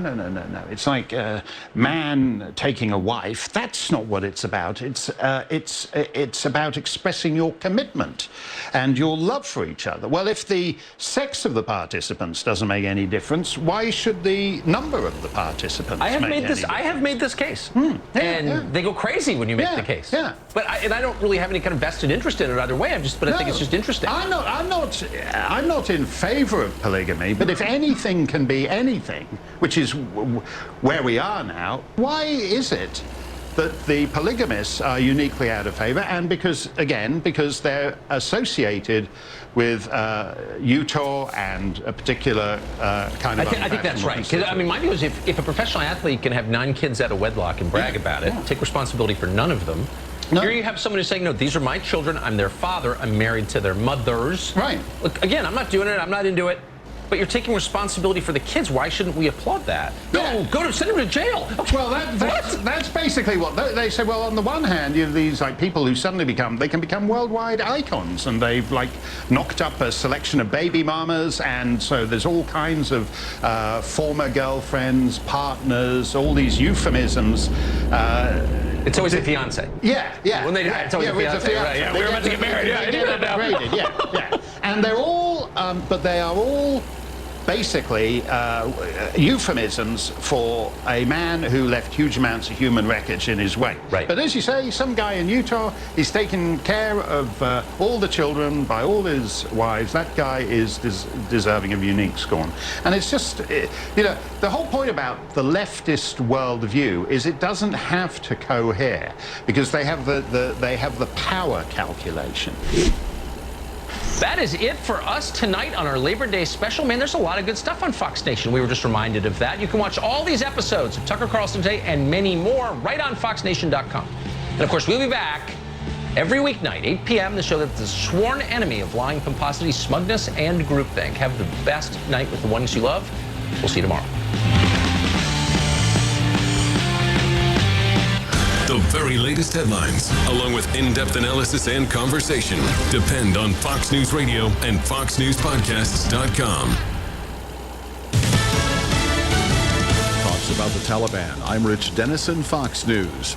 Defense Secretary Lloyd Austin's in the Middle East and is expected to continue discussions on Afghanistan. There are conversations expected to be had over the next 24 hours. The Qataris will play a critical role in all of this, acting as a link between the United States and the Taliban and opening up some of those key diplomatic channels. We can expect Secretary Austin to stress the ongoing U.S. commitment to fight terrorism across the region. Austin will also visit Bahrain, Kuwait, and Saudi Arabia while he's in the Gulf. Fox's Trey Yingst in Doha, Qatar. 500,000 people are still without power in Louisiana a week after Hurricane Ida made landfall. In the city of New Orleans, electricity is supposed to be back on by midweek, but in surrounding areas, it could be till the end of September.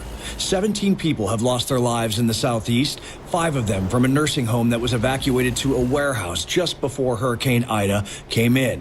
Louisiana Department of Health looking into the situation there and saying, quote, residents were in varying stages of undress and were not adequately attended to. There were piles of linens and trash on the floor and a stench of urine and feces throughout the building. And it was clear to receiving hospitals that residents had been neglected. Fox Weather's Robert Ray. President Biden heads to New York and New Jersey tomorrow to survey damage from the remnants of Hurricane Ida. At least 50 deaths were reported from the storm in 5 northeastern states. September will be a busy month on Capitol Hill. Democrats are scrambling to write the $3.5 trillion social spending bill and couple that with the bipartisan infrastructure bill. Democrats aim to pass both this month. Some liberal Democrats are afraid that moderates like Joe Manchin of West Virginia may temper the larger spending bill, but Democrats need Manchin's vote in a split Senate. Fox's Chad Pergram in Washington. America's listening to Fox News.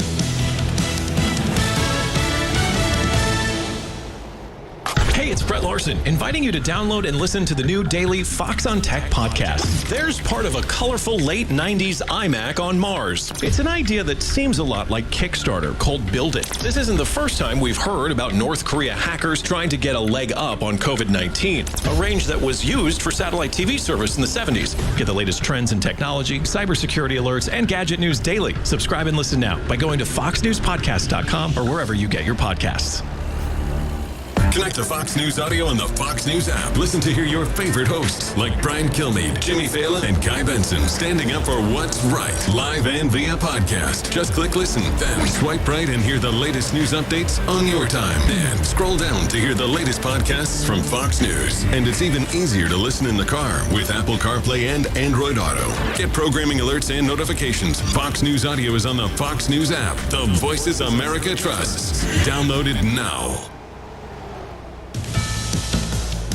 No bond for a man accused of killing several people, including an infant in Florida. Deputies in Polk County say it was 33-year-old Brian Riley who was high on meth when he entered a home and started shooting. The sounds recorded by a doorbell cam. Among the dead were a 33-year-old woman who was holding a dead baby, also shot. Riley gave up after a shootout with deputies, says Sheriff Grady Judd. But he says at one point to our detectives, they begged for their lives, and I killed them anyway. A judge will hold Riley with no bond. His girlfriend says he's an Iraq and Afghanistan veteran with PTSD. Eben Brown, Fox News. The European Union's drug regulator said today it has started an expedited evaluation on whether to recommend a booster shot of Pfizer-BioNTech's coronavirus vaccine. The European Medicines Agency said it's considering whether a third dose of the vaccine should be given 6 months after people age 16 and older to restore protection after it has waned. Facebook is apologizing after an automated system creates controversy. The AI program mistakenly labeled a video featuring black men as being about primates. The video, posted by the Daily Mail in June 2020, shows clips of black men and police officers. An automatic prompt asked viewers if they would like to, quote, keep seeing videos about primates. Facebook saying, quote, we apologize to anyone who may have seen these offensive recommendations. Monica DeLuca, Fox News. Uber and Lyft say they will cover the legal fees of any driver sued under a new law barring most abortions in Texas. The law bans abortions after about 6 weeks of pregnancy. It gives citizens the right to sue and collect damages against anyone involved in an abortion, including those who take women to clinics. I'm Rich Dennison, and this is Fox News.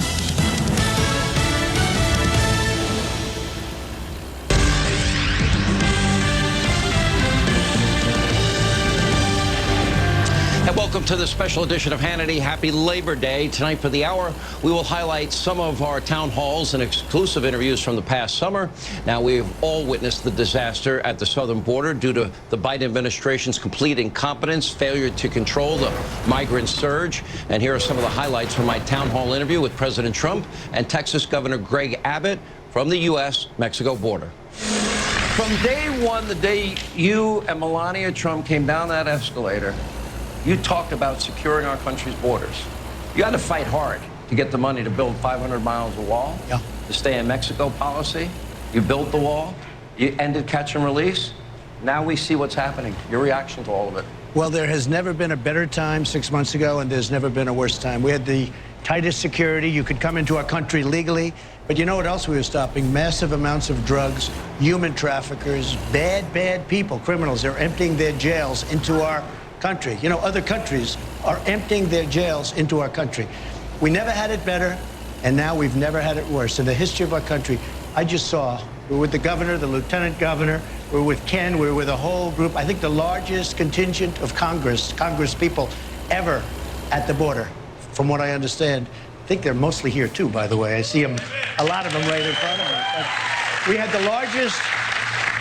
We even have Doc Ronnie, right? So my doctor in the White House who became a congressman. By the way, Ronnie, would you mind giving Joe a cognitive test? President Sippy Cup, I don't know how well he's going to do, but I won't get you in trouble with these comments. We aced it. I think I can say that I aced it. Did he get one? He didn't get one question wrong, did he? 30 out of 30. Yeah. Wow. And they did get a little more difficult after you got by 15, I would say. But I heard the first 3 questions are, is it a giraffe or an elephant, right? Well, you know, that's what the fake news does. They take the first 2 or 3 questions and they put them in. But let me tell you, they would not get those last 15 right, certainly not the last 10, that I can tell you. But anyway, but we have a border that's very bad right now and very dangerous for our country. And fortunately, we have a lot of great people in Texas in particular. The job... You know what's fascinating? All of a sudden, Biden is blaming you for the current crisis. And it's called misinformation. It's fake news? They've done it for 5 years, 6 years. Russia. And I told you this, I told Sean the story. I'd go around, people would say, sir, do you know anything about Russia? This is when I'm running, years ago. I'd say, no. A month later, do you know anything about Russia? Another guy comes up, sir, do you know anything about, then I get a call from Bert, do you know anything about Russia? I'd say, what's going on with Russia? And it was the Russia hoax. That was misinformation. Now they're saying it was the Republican Party that wanted to defund the police. You hear that, Billy? Billy's not a big defunder of the police, I can tell you. The Republican Party wants to defund the police. This just started yesterday. I don't know how they're getting away with that one, but all you have to do is, you know, the good thing with you, you take the old clips. There's no getting away. I played the greatest hits last night, sir. Yes, I played them all. You know, when you look at what else is happening, too, and it's interesting that states like Florida and South Dakota and many others, they're offering Texas and Arizona support now. That's right. And their law enforcement, because in the dark of night, they're taking illegal immigrants, flying them into these states, and now the states are responsible for food and shelter and health care and education. They can't And the afford states don't even know they're coming. They bring people in, and the states don't even know. They say, here, you're taking this. It's an allotment. It's called an allotment. And the governors, Republican governors, are, by the way, you look at the well-run states, it's all done by, for the most part, Republican governors. All of them. In terms of crime, in terms of everything else. No, we have great Republican governors. We really do. So the policies that have been reversed, Joe hasn't come to the border. You've been here many times. Kamala really didn't come to the border. It seemed like a photo op to me. What would you want them to know that they don't know, or maybe they do know and they don't seem to care about? Well, Kamala wouldn't have come if she didn't hear I was coming. Oh, I was true. invited by the governor, and I said yes. And I said yes, to my honor, because we were very proud of the job we did. Nobody's ever done the job that we've done. We built over, now I guess it's close to 500 miles of wall. And we were going to build an extra 200 because we had money left over. We were going to do an extra 200. And nobody's ever done this. And all he had to do is go another 2 months and the wall would have been totally completed. And by the way, they have to paint the wall. I'm going to give that job to Brian. We have to paint, great congressman, we have to paint the wall because it's starting to rust. It's supposed to be painted, and they don't even want to paint the wall. It's so disgraceful. 2 more months, everything would have been completed. And they said, just like with the Keystone Pipeline, they're not going to do it. 48,000 jobs out the window, and an environmental pipeline, much better than other forms of transportation for the product. So when you look at what's happening, and inflation is going to be the killer of them all, because inflation is going to destroy our country. The border is going to destroy our country. In 2018, they accused you of putting children in cages.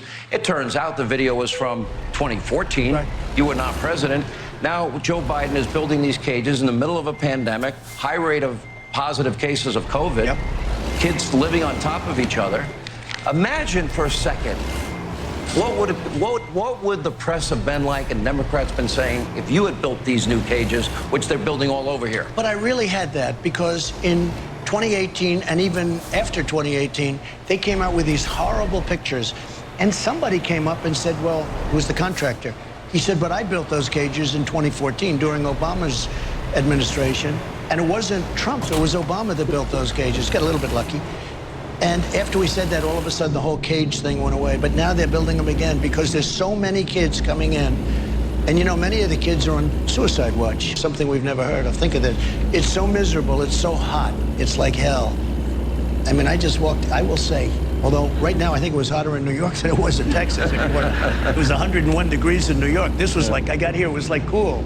But their kids are on suicide watch. Think of that. Sad. It's a terrible thing. Look at 90% of the heroin crosses that southern border. Yeah. Now fentanyl, we've had the 2 biggest fentanyl busts in the history of the country. We're losing over 300 Americans a week, in some cases more. It's the worst thing of all. A sheriff just said at a meeting we had a roundtable, and these sheriffs are incredible. The law enforcement in Texas and other places. Great. And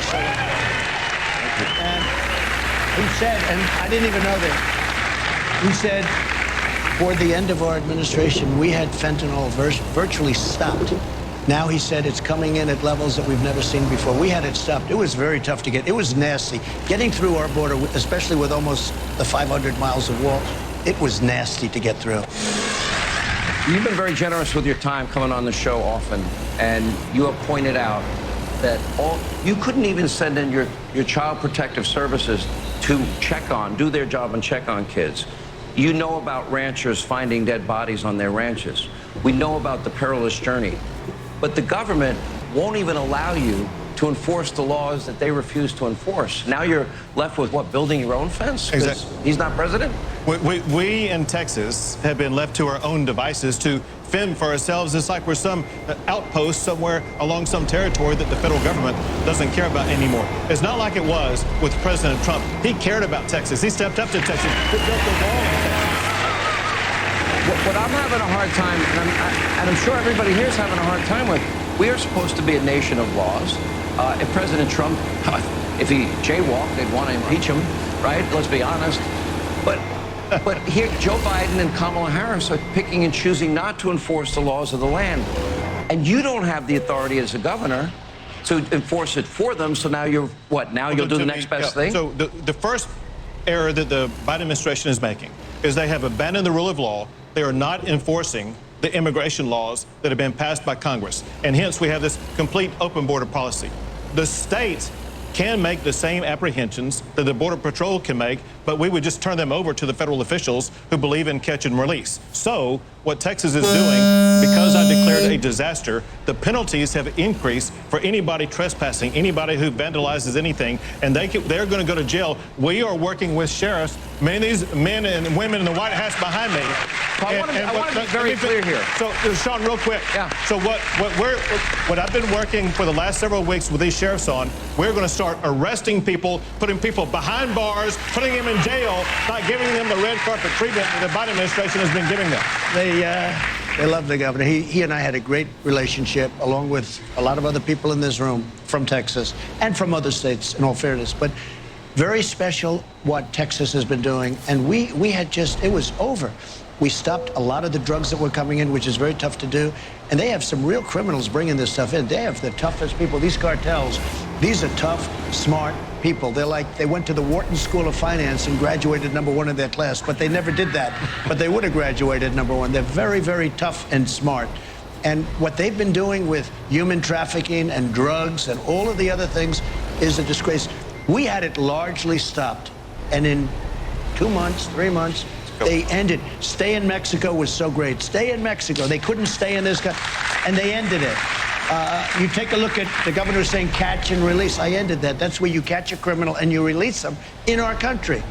And then they're supposed to come back for a trial 3 years later. Louis Gohmert, I would say they don't come back too often to trials, right? You would never see them. Is that correct, Louis? Louis is a great congressman, too. And he's the only one that might be even tougher than us on the board, right? But I will say this, look. We had the relationship. Everything was good. You need the federal government. They need help from the federal government. I gave it to them times 10, and we did it. And then he comes in and he stops building the wall. All you needed was 2 more months, and we would have had it completed. But even so, we built almost 500 miles of wall, and it really had such a huge impact. And the people had an impact, and those sheriffs are, and law enforcement generally in Texas has done an unbelievable job. We're going to have some questions. Ma'am, welcome to the program. Thank you. What's your first name? My name is Janet Brown, and I live in Edinburgh. Welcome, and thank you for being with us. What's your question? I am Hispanic. I actually came from Nicaragua, Central America. I'm very familiar with Central America because I lived there 2 years in Honduras and the rest in Nicaragua. I came to the United States in 1960. I won't tell you my age.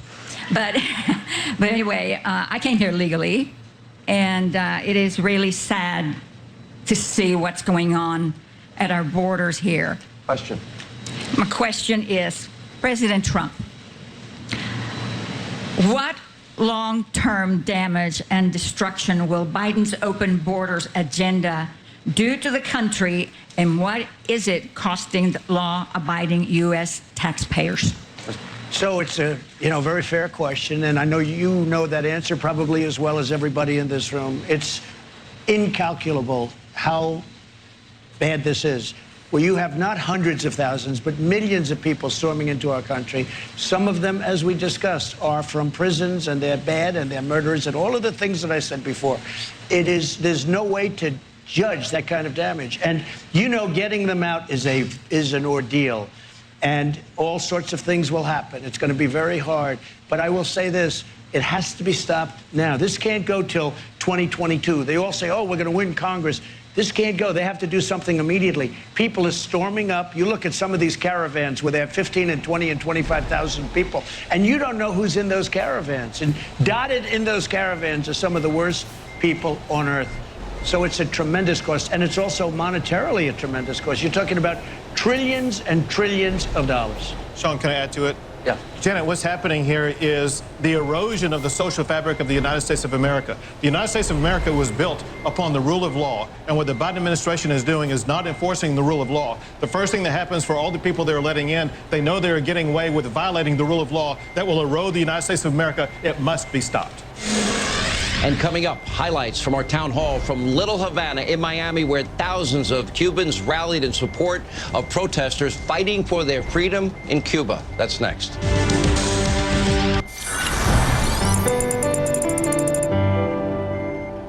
Reporting on the issues you care about. There's a lot to cover, a lot of headlines. Lots of news to talk about. Watch America's Newsroom, weekdays at 9 on Fox News Channel.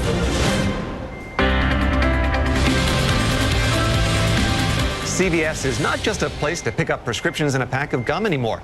The company has a hand in almost all aspects of healthcare. It owns health insurer Aetna. It offers an increasing array of medical services, and it handles the distribution of drugs through its pharmacy benefits manager. CEO Larry Merlo joins me now. Larry, thanks very much for coming in. Your stock popped because you beat on both sales and earnings in terms of what Wall Street expected. What are the drivers of your growth right now? Yeah, Jack, great momentum in the businesses. And as you look at our business segments, all of our businesses perform very well. We're seeing strong revenue growth, and that's supported by strong bottom line performance. So really pleased with the performance of the business and the outlook as we go forward. It's early days, but you've launched something called Health Hubs in Houston, and they offer a lot more than flu shots. Can you explain what they are and why you see this as the future of healthcare? Well, Jack, we see the emergence of, I'll call it the retail health